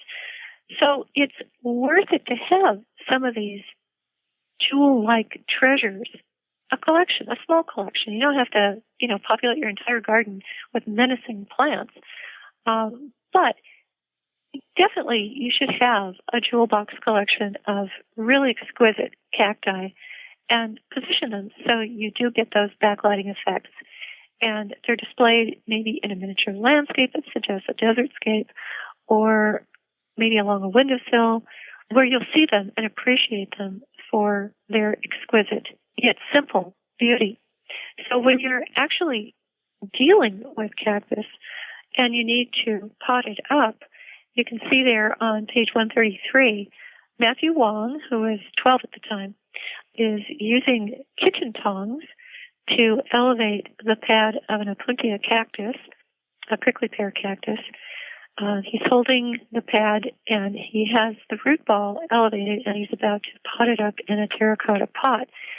And one thing that I would suggest when holding any cactus or any plant with kitchen tongs is that you do it carefully so you're not actually poking into the flesh of the cactus. And I have, depending on how tender and sensitive the cactus, I've actually wrapped the tips of my tongs with foam rubber and secured it with rubber bands to cushion it. And then afterwards, because there's probably a few spines stuck to that foam rubber, I'll just snip it off and discard it. And you see down there, also on page 133, you see Elizabeth Hanlon, one of my neighbors, just calmly holding a barrel cactus that is as big as a basketball, and she probably couldn't hold one much bigger than that because they're full of water. So imagine a basketball full of water covered with needles. Oh, wow. That are all poking out. But take a close look at that barrel cactus and you'll see that those sharp spines all curve downward. That's important. And they're firm and stiff. They're not going to detach. And they're not pointed like a needle. I mean, I use the term needle-like, but actually they're more like bayonets, little tiny bayonets, all curved downward. Okay. And a plant well worth growing because of its beauty, especially when backlit. But what Elizabeth is doing here is she's securing the barrel cactus that she's just uprooted with, she's wearing a glove, a leather glove on her right hand, and she's cushioning the plant, which protects it and her, with folded newspaper. And then she can lift and transplant it to wherever she wants to put it in her garden. And then for those of you who are actually, in the nursery business and you want to go and select your barrel cacti right out of the growing fields, you see how someone is using a soft hose to literally lasso a cactus. And then with the other hand, he is uprooting it, and you don't need a big root ball, despite the size of the plant. And he will carry that sort of like a hunter who is carrying his game by the feet. He'll be carrying that barrel cactus by the top of a lasso and cinching it tight enough that it's holding the barrel cactus until he can reposition it or put it in a pot or in his truck. So I don't know, does that help? Yeah, I think it'll help people overcome their fear of working with cactus. Yeah, I don't have a lot of cactus, but I'm just used to reaching for my kitchen tongs and, folded newspaper. You make kind of a collar, or you roll up the newspaper and then wrap it around the plant if you want to. If the kitchen tongs don't open wide enough, that's a great way to go. I absolutely love my cactus, but it's primarily in pots. In the garden, I have golden barrels for two reasons. Sometimes there are areas of the garden where literally nothing will grow. It's at the top of the slope. Water flows away, percolates downward. The soil is decomposed granite. And there's a bare spot. There's always a bare spot at the top of that slope. Well, that, my friends, is the perfect place for barrel cacti because they'll be prominent. They lend all kinds of aesthetic interest. I often say that barrel cacti are a landscape designer's secret weapon because you can take an ordinary succulent landscape and transform it into something that looks polished and professional and extraordinary by grouping barrel cacti. 3 barrel cacti is all you need. They're an investment, and because they take forever to get large. But you can start out with one that's 12 inches in diameter, and before you know it, it'll double in size. Well, before you know it, by about the time your kids go to college. Which goes okay, fast. So maybe you want to spring for a slightly larger one. Yeah, well, you know how it is with the garden. Years pass before you know it, and you're so glad you planted whatever it was because now it's big. So don't wait. Get those barrel cacti in the ground now, especially if you live in, a arid region with poor soil, like much of Southern California. But aesthetically, Jennifer, they are the most phenomenal plants in a drought-tolerant landscape. They glow when backlit by the sun. They add spherical shapes, which are a great contrast to the upright fountain-like shapes of agaves or the finer textured leaves of perennials. They are supremely low water, so no worries about that dry spot that nothing else will grow. And aesthetically, they add a sculptural element that is interesting, and they also repeat the yellow of other plants. So one thing I'd love to see, and I see this a lot because I think landscape designers here and even homeowners have picked up on it, are gardens that use primary colors. And you can do that really effectively with succulents because they really do come. The aloes have red leaves. A lot of crassulas will redden. You get the blue senecias, which are truly sky blue, and they're a great ground cover. And a lot of agaves have blue in their leaves, as do cotyledons and numerous other succulents. So that gives you the red and the blue. And then, of course, you get into the yellows with the sunset jade, which is a true, bright, amazing yellow when grown in full sun. Grow it in shade and it reverts to green, so you've wasted your money. But so with those primary colors, add golden barrel cacti, and you've got it. I mean, it's just as good as it gets. And those are all very easy grow plants. You can have a simple, beautiful landscape that's very low maintenance just by combining those, keeping the primary colors in mind, and positioning those cacti at the top of a mound or top of a slope because they don't need as much water as the other plants. They just accomplish so many things with one plant, Yeah. The whole idea of the progression toward cactus, which I know, a lot of your listeners are just going to close their ears because cactus. Nobody wants to grow cactus. Are you crazy, Deborah? Well, let me tell you, when I did that first article for the San Diego Union Tribune back in the late 90s, where I visited a succulent garden that the Huntington Botanical Gardens volunteer had created in northern San Diego County with large aloes and agaves, big specimens that I'd never really seen in gardens used that way before, I did notice a significant patch of golden barrel cacti. And it was mid-afternoon, late afternoon, and I had been ignoring the cactus because I had that automatic, or at the time I had that automatic response of, oh, cactus. And then you just shut down. You don't go any further. You don't care. You're not interested. But I was doing an interview, and I asked the gardener, Patrick Anderson, why do you have cactus? And Patrick said 3 words that have echoed in my head for a decade or more. And those were, stand over here. And he was higher up the slope, and he was facing west. And I was downslope facing east. So I came around past the barrel cactus, stood next to Patrick, and looked at the lower western sun illuminating the barrel cacti. And they were haloed. And I gasped. I said, oh my gosh. And I got it. And I have never looked at a barrel cactus with indifference or disdain since.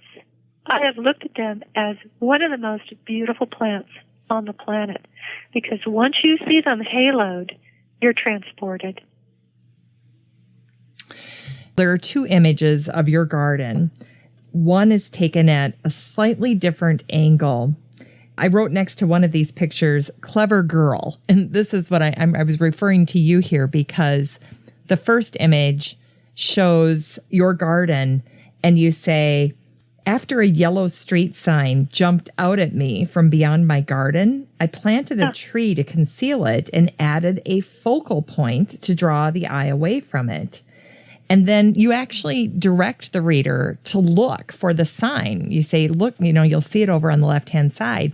But what I was drawn to is this beautiful stand, and I believe that's your focal point. And is that a barrel cactus? Oh, yeah. Yeah, it's atop an elevated wrought iron plant holder. And it has a top that's made out of wrought iron that secures a wide, shallow pot. And when I first put that barrel cactus on that stand, I extended a drip tube to the top of it. So whenever the automatic irrigation came on, the barrel cactus would be watered. But that got plugged or stopped functioning. I don't know when, but it's fine. It's doing fine. It's growing in a coarse potting mix, regular bagged potting soil, amended half and half with pumice, which is a volcanic rock, pulverized volcanic rock, which is great for aerating the soil and enhancing drainage. And then I top dressed it with decomposed granite. And so the barrel cactus, which is glacially getting larger over the years, it's been, about 4 years now, it's probably increased in size by about 20%, is growing in a very shallow mix that's dry most of the time. But, this is the amazing thing, Jennifer, about succulents, is plants like that don't even really need their roots. Think about it. In its native environment, barrel cactus goes without rainfall for 8 or 9 months at a time. Now, that's not very far from here. I'm talking about Mexico, which is not far from San Diego. Okay. So we have a very similar climate where we may not have rainfall for 8 or 9 months at a stretch, and we're completely dependent on Colorado River water and irrigation systems and hose watering. And so cactus makes so much sense. But if you look at a barrel cactus in terms of its water requirements, it's got all it needs right in the body of the plant. And if its roots desiccate during that long dry spell, it just regenerates them when the rains return. So I'm not too worried about it. That particular container does drain. I would be more worried about in the rainy season here, which is midwinter, I'd be more worried about that container filling with water and drowning the roots and rot going up into the core of the plant, and then I'd lose it. There's nothing more gross or disgusting than a rotten barrel cactus. Oh. But I'm not worried about that because it does drain. And I don't need the drip tube. I didn't have to go to the trouble of extending it up there. And it's a nice focal point. I elevated it so that it would be backlit, and the eye goes to it. It's a nice sphere. It's a sculpture, a living sculpture. Yes, it is a living sculpture.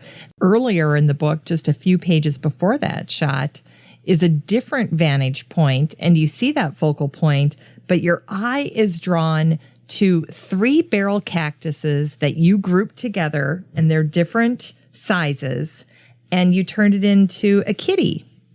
Yeah, the cactus cat.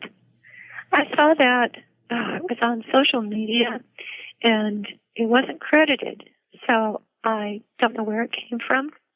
And I as a journalist, it just kills me if I can't give credit.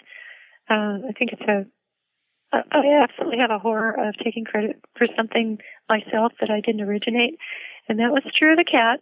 But there is a cat made out of barrel cactus in a section of my own garden on page 18, and I had created it from the photo that I saw online. The eyes have since fallen off and the little ears. I mainly, refurbish it when I'm having company or a photo shoot. And the rest of the time, the barrel cactus is just sitting there growing happily in the garden. What do you use for the ears? The ears are a kind of opuntia or paddle cactus. It's just, pad forming. And one pad will grow from another. And I just snipped off the pads that seemed to be in the right size. And I stuck them, the juicy end where I'd snipped them, I just impaled them on the golden barrel spines. Oh, perfect. Yeah, and, they're cactus. They last a couple of months. Yeah. Then I take them off. They kind of dry out or whatever. And then she gets a new set of ears. Yeah, if I think of it. I have to remember to buy that cactus, so I have ears. Well, one of the things that you mentioned here when you were talking about that mushy, rotting barrel cactus, if they get too wet, too much water is really not good for succulents, drowning them or having them in, wet areas, given how they like to grow. And there was one point in your book where you were talking about ideal planting conditions. And I just wrote to myself, mounding up. Mounding up is your friend, especially in Minnesota if you're trying to grow succulents. My question is, taking succulents and growing them inside. Here in the Midwest, even the big box stores will sell succulents that are definitely not going to make it through our Minnesota winter. And so people bring them indoors. They want to grow them indoors. But after a few months, they really don't seem to thrive. Why is that? Why do they need to be outside? Well, as with any garden plant, you'll have greater success growing it if you understand where it originated, what part of the world, what its native growing conditions were. These are dry climate plants. They like arid conditions. They like lots of sun. They like good air circulation. Succulents like the same conditions that you like when you go on vacation. They like to just soak up the rays. They like the breezes, the moderate temperatures. So whatever makes you happy is going to make your succulents happy, and that includes indoors. However, you probably don't have a full spectrum light source giving you the sun's rays all day long indoors unless you have seasonal affective disorder where you have to have more of that. But that's basically what it comes down to, is as closely as you can replicate that balmy, arid, not humid, not moist climate, the better. And you can more easily do that outdoors after all danger of frost in the spring and before the weather turns cold, wet, and rainy later in the year. You can always grow succulents. You can grow any kind of succulent, even the ones that get enormous. You can grow them as juveniles in pots and move those pots into better conditions as the weather dictates. Or you can move them back out into full sun. Just do it gradually so you don't sunburn them. They're a lot like we are in that regard, too. A sudden change can cause burned patches. And on succulents, they don't heal and they don't go away until the leaves eventually wither and fall off. And so a lot of it is common sense, but what I've seen that has worked very well are people who will set up a basement situation where they move their potted succulents under grow lights that come on for maybe 6 to 8 hours a day. If it's during the winter, the plants are dormant anyway. They don't need a full spectrum light source. You can do something inexpensive like fluorescent lights are fine. And you keep them above freezing. But you don't keep them too terribly warm because they do need some cold to develop flowers in the spring. So, again, it's a lot like their growing conditions in the wintertime where they're native to, either in the Americas or in Africa, where a lot of the pretty ones come from. You know, the kalanchoes from Madagascar, and so many of the ones that we prize because of their rosette shapes come from South Africa. The spinier, more keep-away ones come from the Americas, the agaves and the cacti. But etcheverias too. I mean, there's not a hard and fast on that one. But anyway, to keep your succulents going year round, you can also just look at them as annuals.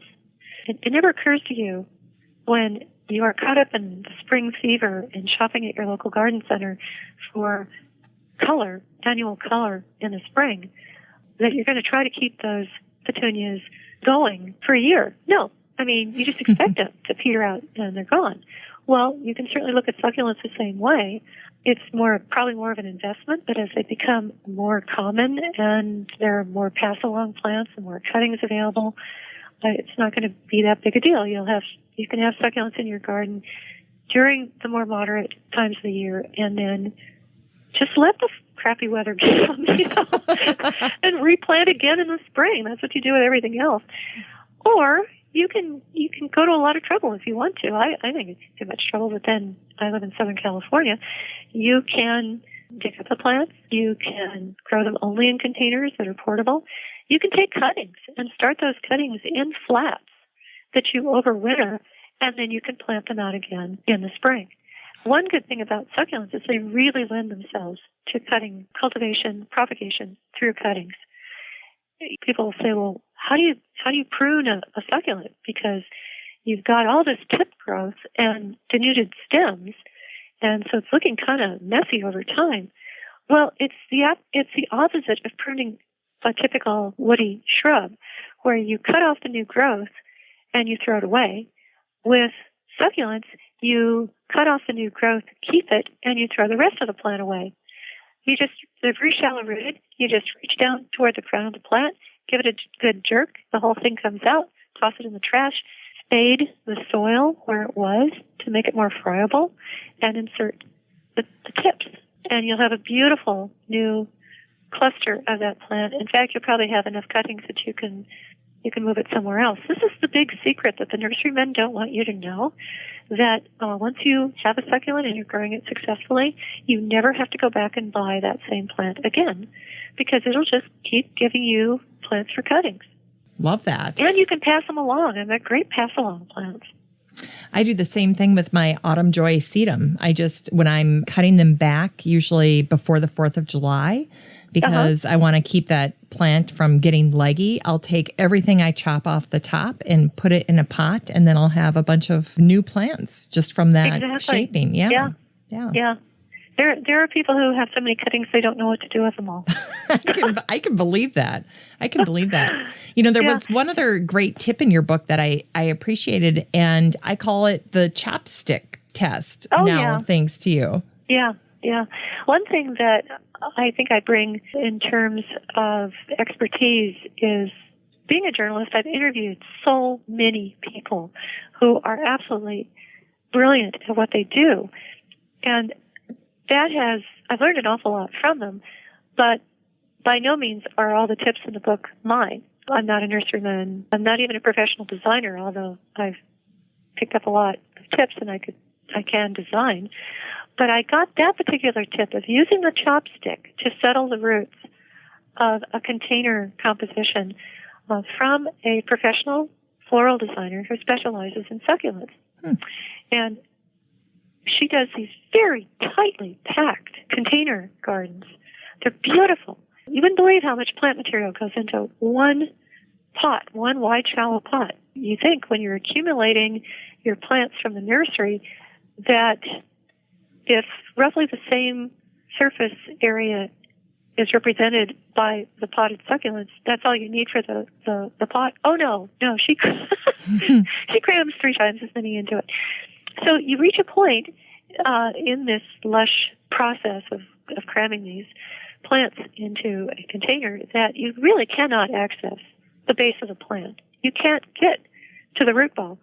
And when you're starting to get to that point, you can settle the root ball and help it to become anchored and mix with the potting soil by using a chopstick, which you insert and poke around at the base of that plant. So you put it in the pot. It's not quite settled yet. You push down with one hand on the base of the plant, like right above where the root ball meets the stem. If you can reach that far down. If not, then as low down as you can go. And then with the other hand, which is usually your right hand, you jab at the base of that plant and push down with the tip of the chopstick to settle it. And it's a great idea.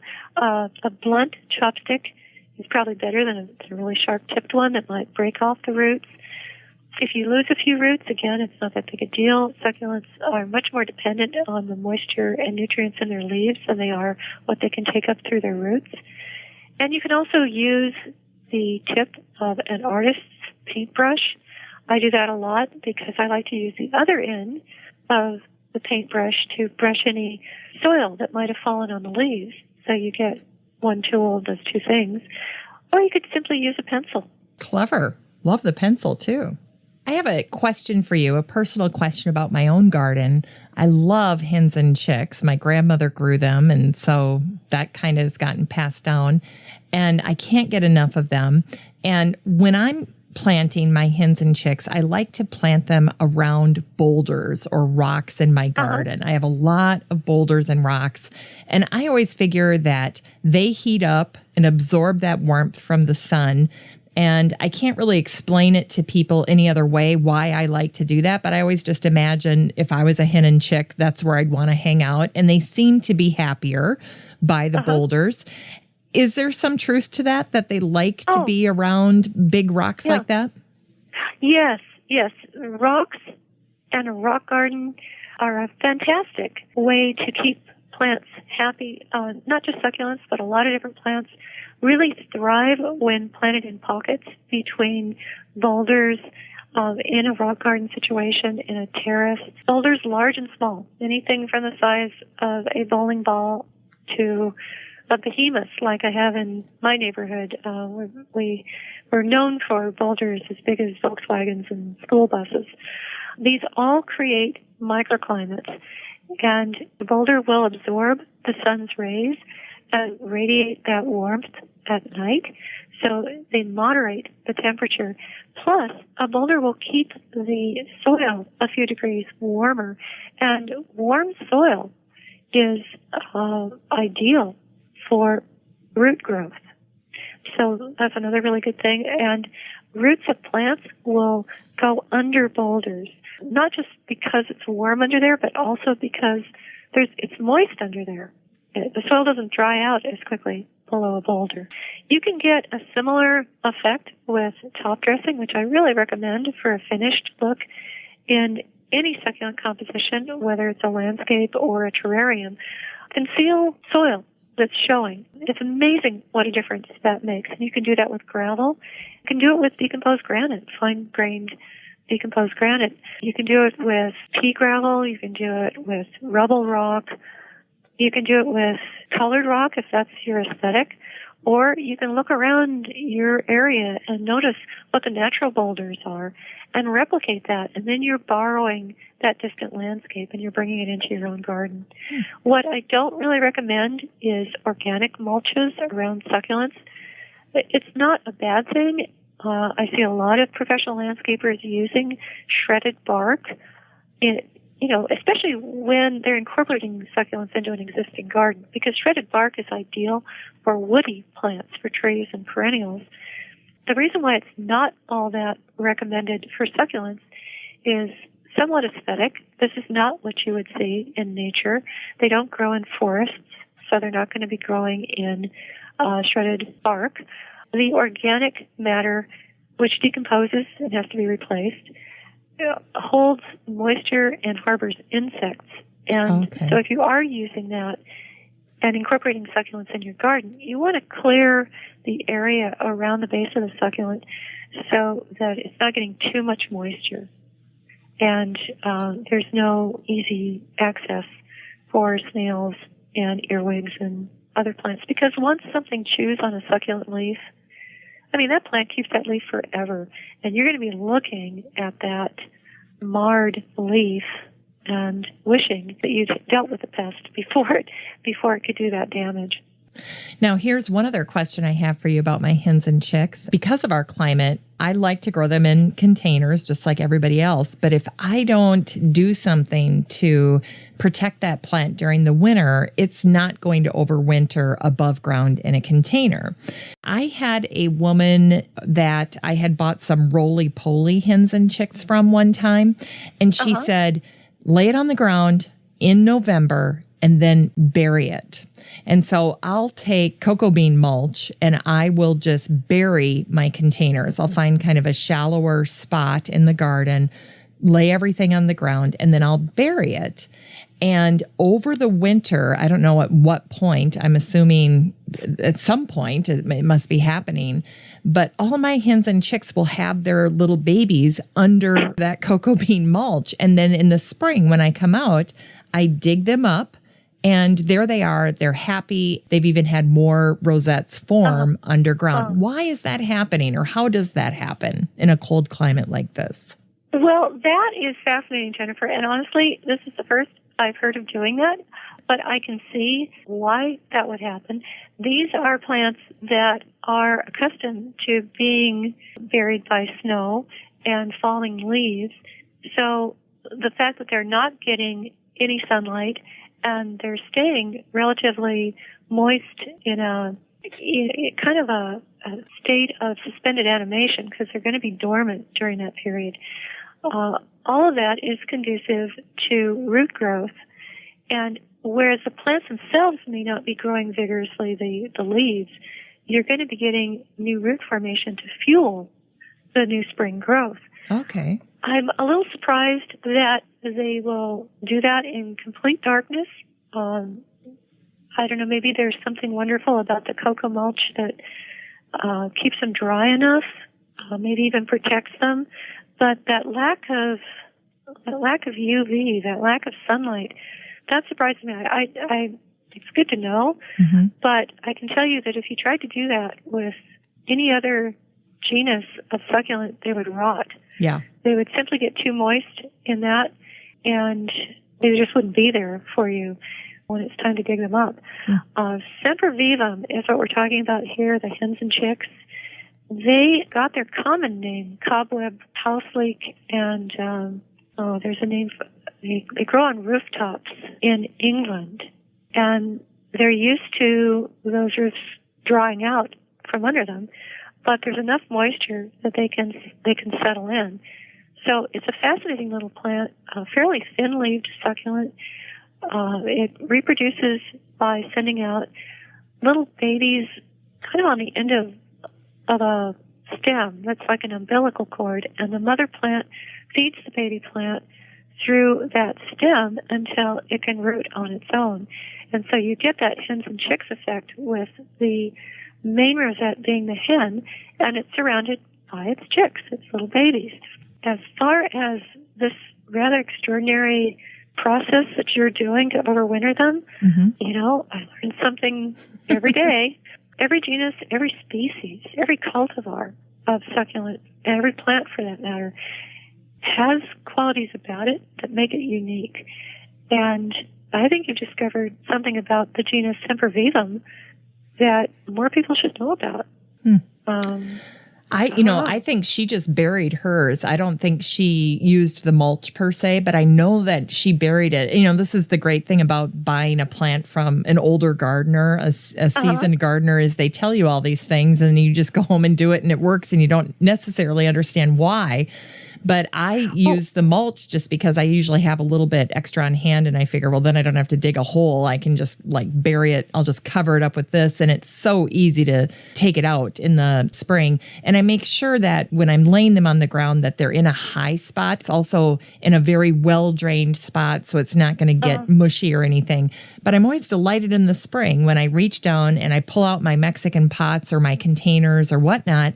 And there are all these little babies. They all grew over the Minnesota winter, and we're -30, -40. Oh, wow. And that's just what they do. If I leave them out, they just dry up and completely decay. You've tucked them in, you put them under a blanket, and they sleep during the winter. They sort of hibernate.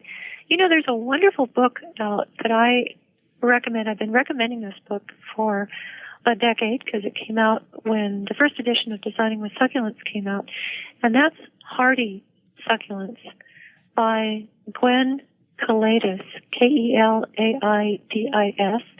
But she wrote this terrific book, very easy to read, very easy to follow, on succulents that will grow in cold climates like Denver. She talks a lot about the different genera, sedum and sempervivum, for your hens and chicks. Stone crops and hens and chicks are the common names. And it's one of my favorite reference guides, primarily because it's so beautifully illustrated. Photography is by Saxon Holt, who is one of the top garden photographers in the United States. In fact, he and I have known each other in kind of an unusual way for the past 7 or 8 years because we both contribute to a popular garden blog, Gardening Gone Wild. And so we take turns posting along with Fran Soren, who is a garden correspondent with CBS Radio. So the three of us share this blog. We write about different things. Saxon is now on Instagram. He posts really cool photos on Instagram. But this particular book, I mean, it stood the test of time. It's still my go-to reference on succulents for cold climates. There are other books. There are other excellent books. In fact, Timber Press has come out with a couple of books that I also refer to. But for a quick reference that gives a great overview and is pure eye candy, I recommend Hardy Succulents by Gwen Kalaidis, photographs by Saxon Holt. That's great to know. Why don't we wrap up by having you share some of your favorites? You have a section in your book that's called Succulents A to Z. And I just have to say that I was fortunate enough here at some point in the last month to have seen a video that you did with Laura Eubanks and Shauna Coronado. And you were showing the Glotophyllum lingiform, I believe. And I was totally blown away because you're wringing out the leaf of this Glotophyllum, and it's like you're wringing out a rag. It was just like a dish rag. I even had my kids come over to watch this video. I'm like, check this out, because it blows you away. Talk about a cool plant. That was unbelievable. Well, Jennifer, I hope you visit sometime, because that is part of a tour that I give to people who have come to my garden for the first time. We wrap up the tour of the garden in that area. It's actually a utility nursery area where I do my potting. And that Glotophyllum linguiform has naturalized there. It's a kind of ice plant, and it's an unusual plant. I mean, the species name linguiform means tongue-shaped, and it has very thin skin and leaves that look like long tongues, and they form kind of a loose rosette. And when it blooms, it has ice plant flowers, but they're sparse. It's kind of like pickleweed. It looks like pickleweed with flat leaves. Pickleweed meaning Carpobrotus, which is very common in California, probably not so much elsewhere. And it's an oddity. It drives me crazy because the skin is so thin that I have to run out there when I think hail might be part of a rainstorm and cover it because all the leaves will get pitted. Really? From little bitty hail, smaller than a pea. Huh. Or if a snail happens along, leaves are just unsightly because of that super thin skin. But the leaves themselves, and what I do when we're standing there and looking at this patch of, tongue-shaped, leaved, dark green ice plant, is I'll reach down and I'll get a leaf that usually needs to come off anyway, and I'll pinch that off, and I'll let my guests touch it, and they push on the leaf between their thumb and forefinger, and it's fleshy, and maybe about quarter to a half an inch thick, and it's almost like if you were to take your thumb and forefinger and pinch the skin on your hand below your thumb. It has that meaty feel to it. And then I ask them, so, anybody want to tell me what the definition of a succulent is? And of course, they get that look of a deer caught in the headlights, and I don't even wait for them to answer because I don't want to put them on the spot. And I'm holding this leaf, and I say, a succulent is any plant that stores water to withstand periods of drought. I said, but of all the plants in my garden, this one is the juiciest, and it stores the most water in its leaves. And then I say, I'm going to do something that you'll never forget.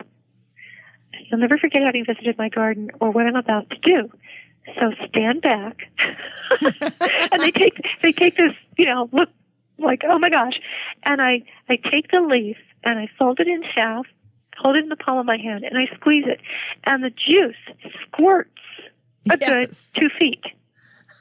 And then I fold the leaf again and I squeeze it again, and juice drips out of my fist onto the ground. And then I open my hand and I show them the crushed, squeezed leaf.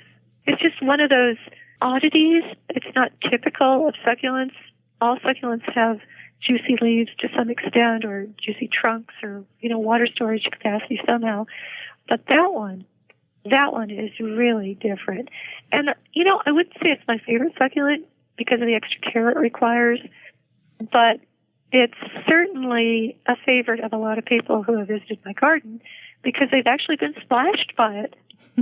I loved it. I loved that video. And I loved Shauna's reaction too, because, Shauna has seen a lot of plants. And so when you can get a gardener, a true gardener, to have a memorable experience like that, and I mean, even for people watching that video, it just sticks with you. That is an unbelievable visual for helping people understand succulents. I know for my own kids, my son John was like, what's that called again? And, he would normally never ask that kind of a follow-up question. Oh, cool. That was fantastic. Are there any other standouts, as you go through your succulents A to Z section, or maybe even a plant that you talked to Brian, where you were talking about, the different nomenclature for these plants. Are there a few that just kind of stand out or have a special place in your heart? Well, the ones that I included in the book, it was a teeth-gnashing, difficult process, Jennifer, to winnow it down to those that we show. I mean, it's easily double the number of plants that I originally wanted to include. Oh, wow. But what with my developmental editor and simply to spare the reader being overwhelmed, I was very careful to include the best, the brightest, the most reliable, the toughest, the most interesting, the most beautiful from numerous ways of appreciating succulents. I did include more cacti than I had in the past. I think, I'm thumbing through the book as we're talking, and I'm thinking, which of these plants would I say was my favorite, that I would recommend without reservation, that has been a star performer for me and is beautiful and just trouble-free. And I'm seeing page after page after succulents that description fits. But in my own garden, there's a plant that is as beautiful as it is practical. And it is my go-to succulent, my go-to plant, that if I have a gap and I need it filled, or if I just want a dependable, reliable plant that won't be invasive, it doesn't need any fussing over, I go with Aloe nobilis. And that's a small aloe that is colony forming.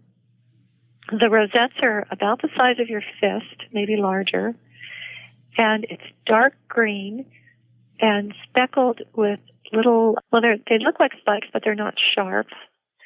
So teeth along the margins, and it turns red when stressed, meaning it's less water, maybe more cold or more heat than it would optimally want. And so you get color. You get color, the more sun you give it, the more it'll redden. It's not super fast growing, but you turn around and, the rosette that you plopped in the ground a couple of years ago is now a nice, tight little bunch. It's great for taking cuttings of and spreading. And there's a very similar aloe that it has more blue-gray tones to it, and it stresses to shades of peach and lavender, and that's Aloe brevifolia, or the short-leaved aloe. If you look at a photo of them, you can tell one's more blue than the other.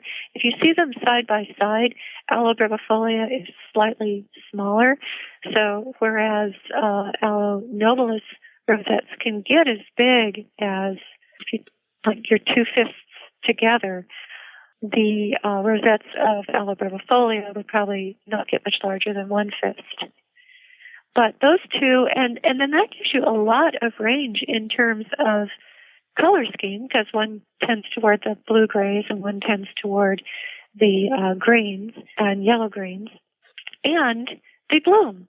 They give you lovely flowers. And the nice thing about nobilis is that it blooms in summer when not a lot of aloes are blooming. And you can, if you grow it long enough and you spread it enough, you get a whole mass of them. You get a whole mass of flowers. And there's a street side planting of Aloe nobilis in San Diego near where my son lives. And of course I notice plants in everybody's yard. I notice that more than the houses. and I noticed when my son first moved into that house, 5 or 6 years ago, that this hill strip, the area between the sidewalk and the curb in front of the house across the street, was planted with Aloe nobilis, and it was all in bloom. And that's how I can remember what month of the year he moved into that house. Oh. It was June, because that's when Aloe nobilis blooms. And I have noticed that patch of Aloe nobilis every time I visited since, and it looks the same. It just needs deadheading after the bloom, but I don't think anybody waters it. Isn't that interesting? Yeah, I mean, it's not the most ideal location because you can open your passenger door into it. But hey, for a hill strip, what a great plant. Yeah, excellent. Well, and there is a picture as you were talking, because I was looking, I knew there was a picture of this Aloe nobilis where you're talking about the difference between aloes and agaves on that page on 180. A few pages before that, on page 177, there was a picture of an agave that I have never seen before, at least not pictured like this. And I actually wrote the word sunflower over it because that's what it reminds me of. The petals. Yeah. I was so taken by it. I don't even know how you pronounce it, but it's the agave that's on 177. It's just a head-on shot of this beautiful agave. What can you tell us about it? Well, that's Agave Victoria Reginae, named after Queen Victoria, which kind of gives you a hint where it was when it was first discovered. And it is from Mexico. So I envision the botanists at Kew coming across this in Mexico and saying to each other, "Oh, we must name this after the Queen," and taking it back. But it absolutely embodies everything we love about rosette succulents. Yes.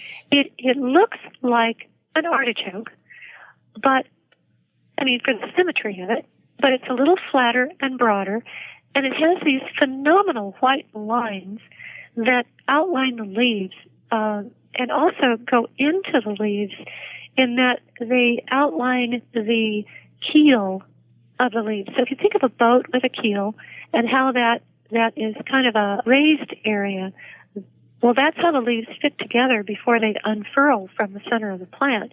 And those keels are outlined in white. And then the tips of the leaves are black. And you get this repetition of every leaf being outlined in a tight symmetry. And there's just no plant quite like it. Now, this is a really good plant for you to know about, Jennifer, because you can grow it. It won't go to 30 below, but it'll go to 12 above, and possibly even lower. So it comes from higher elevations in Mexico. It's used to cold climates. So this is something you could have in a pot, and you'd only have to maybe move it during the worst part of the winter. And then, don't let it get overwatered. But it's also known for not blooming very quickly. It'll go a good 20 years without blooming, which is what you want in an agave because they die after they bloom.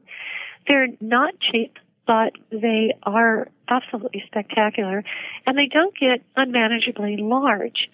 The largest that a Queen Victoria agave will get, it's probably 18 inches under ideal conditions. Okay. Yeah, and they are not offsetting, so you're not going to get colony. It's when your son wants to know what you want for Christmas, tell him you want a Queen Victoria agave. All right, note to self. I'm adding it to my list. I love that.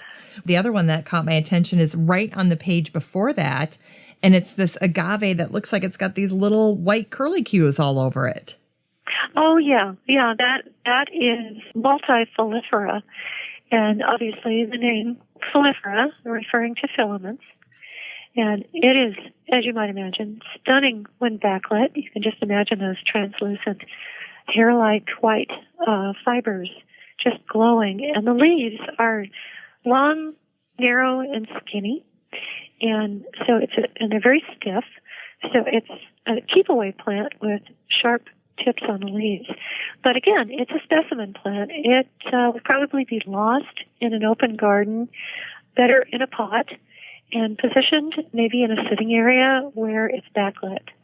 Now that I teased the audience just a little bit with this one page that talks about important differences between aloes and agaves, do you want to give us just the Cliff Notes overview of a few things that people can keep in mind, and then we'll talk about where people can find you? Okay. Well, when I was in Patrick Anderson's garden doing that interview years ago that launched my whole interest and pathway in succulents, I was looking at these large specimen plants, and he was referring to them by their horticultural names, aloes and agaves. And I asked a question that I'm sure a lot of people have when they're new to succulents, and that is, gee, they look a lot alike. How can you tell the difference? They're both, they have these large fountain-shaped silhouettes. Some of them have long, tapered, pointed leaves that can be narrow or wide. Some have leaves that curve downward somewhat. Others are more upright. But basically, that's the silhouette. And to clarify for people who are new to this, the main difference, and this is what horticulturists go by, are the flowers. That's pretty much what it comes down to when you're curious about a plant, is what's the bloom like. Agaves are monocarpic, meaning they bloom once and then they die. Aloes are perennials. They generally bloom once a year. And they send up orange flower spikes that are just beautiful, whereas an agave puts its life force into its flower, and it tends to be much, much larger than the plant. And then, of course, it dies. It dries out and dies.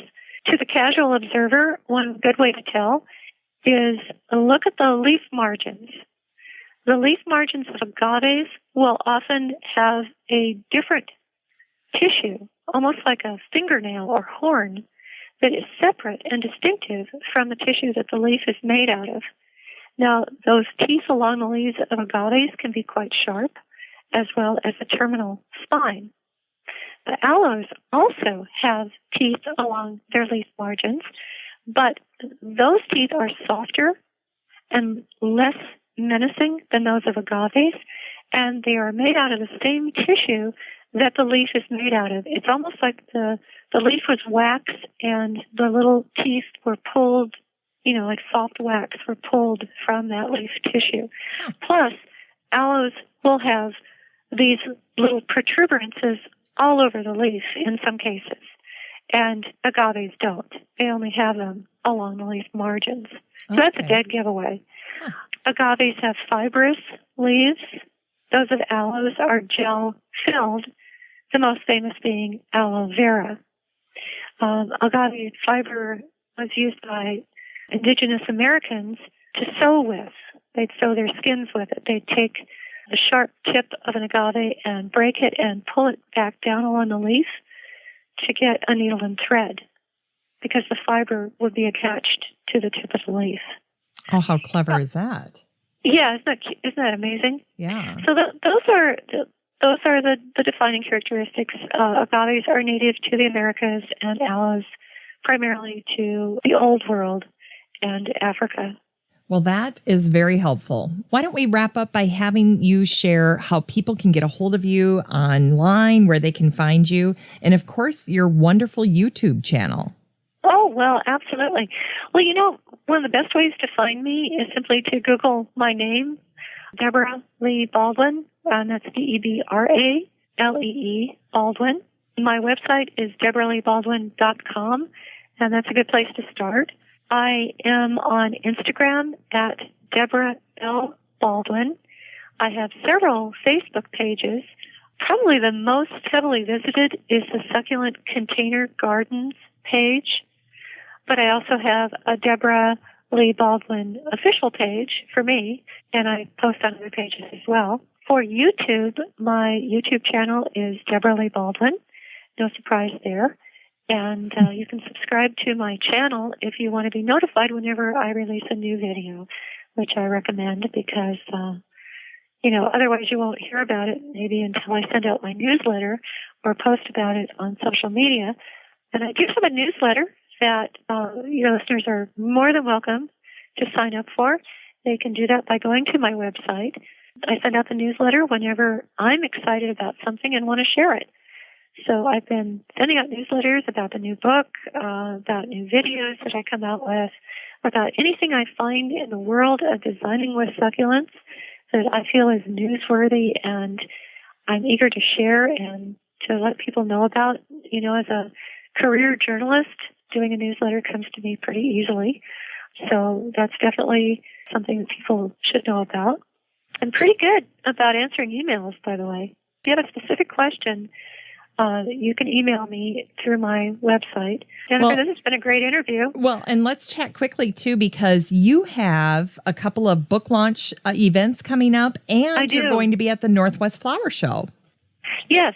The Northwest Flower and Garden Show is the second largest in the United States after Philadelphia and the third largest in the world after Chelsea. And that is held in Seattle. I'm speaking at the Northwest Flower and Garden Show in Seattle at the Convention Center Wednesday and Thursday, February 7th and 8th, around midday, and that's 2018. And I have 2 book launch events coming up, one in Northern California and one in Southern. The launch of the second edition of Designing with Succulents is at the 7th Annual Succulent Extravaganza at Succulent Gardens Nursery in Castroville.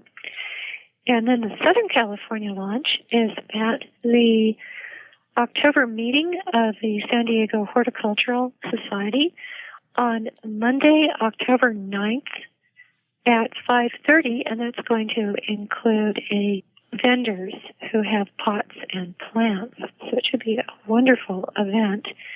So all of that is on my website on the events page, which I keep up with and keep current.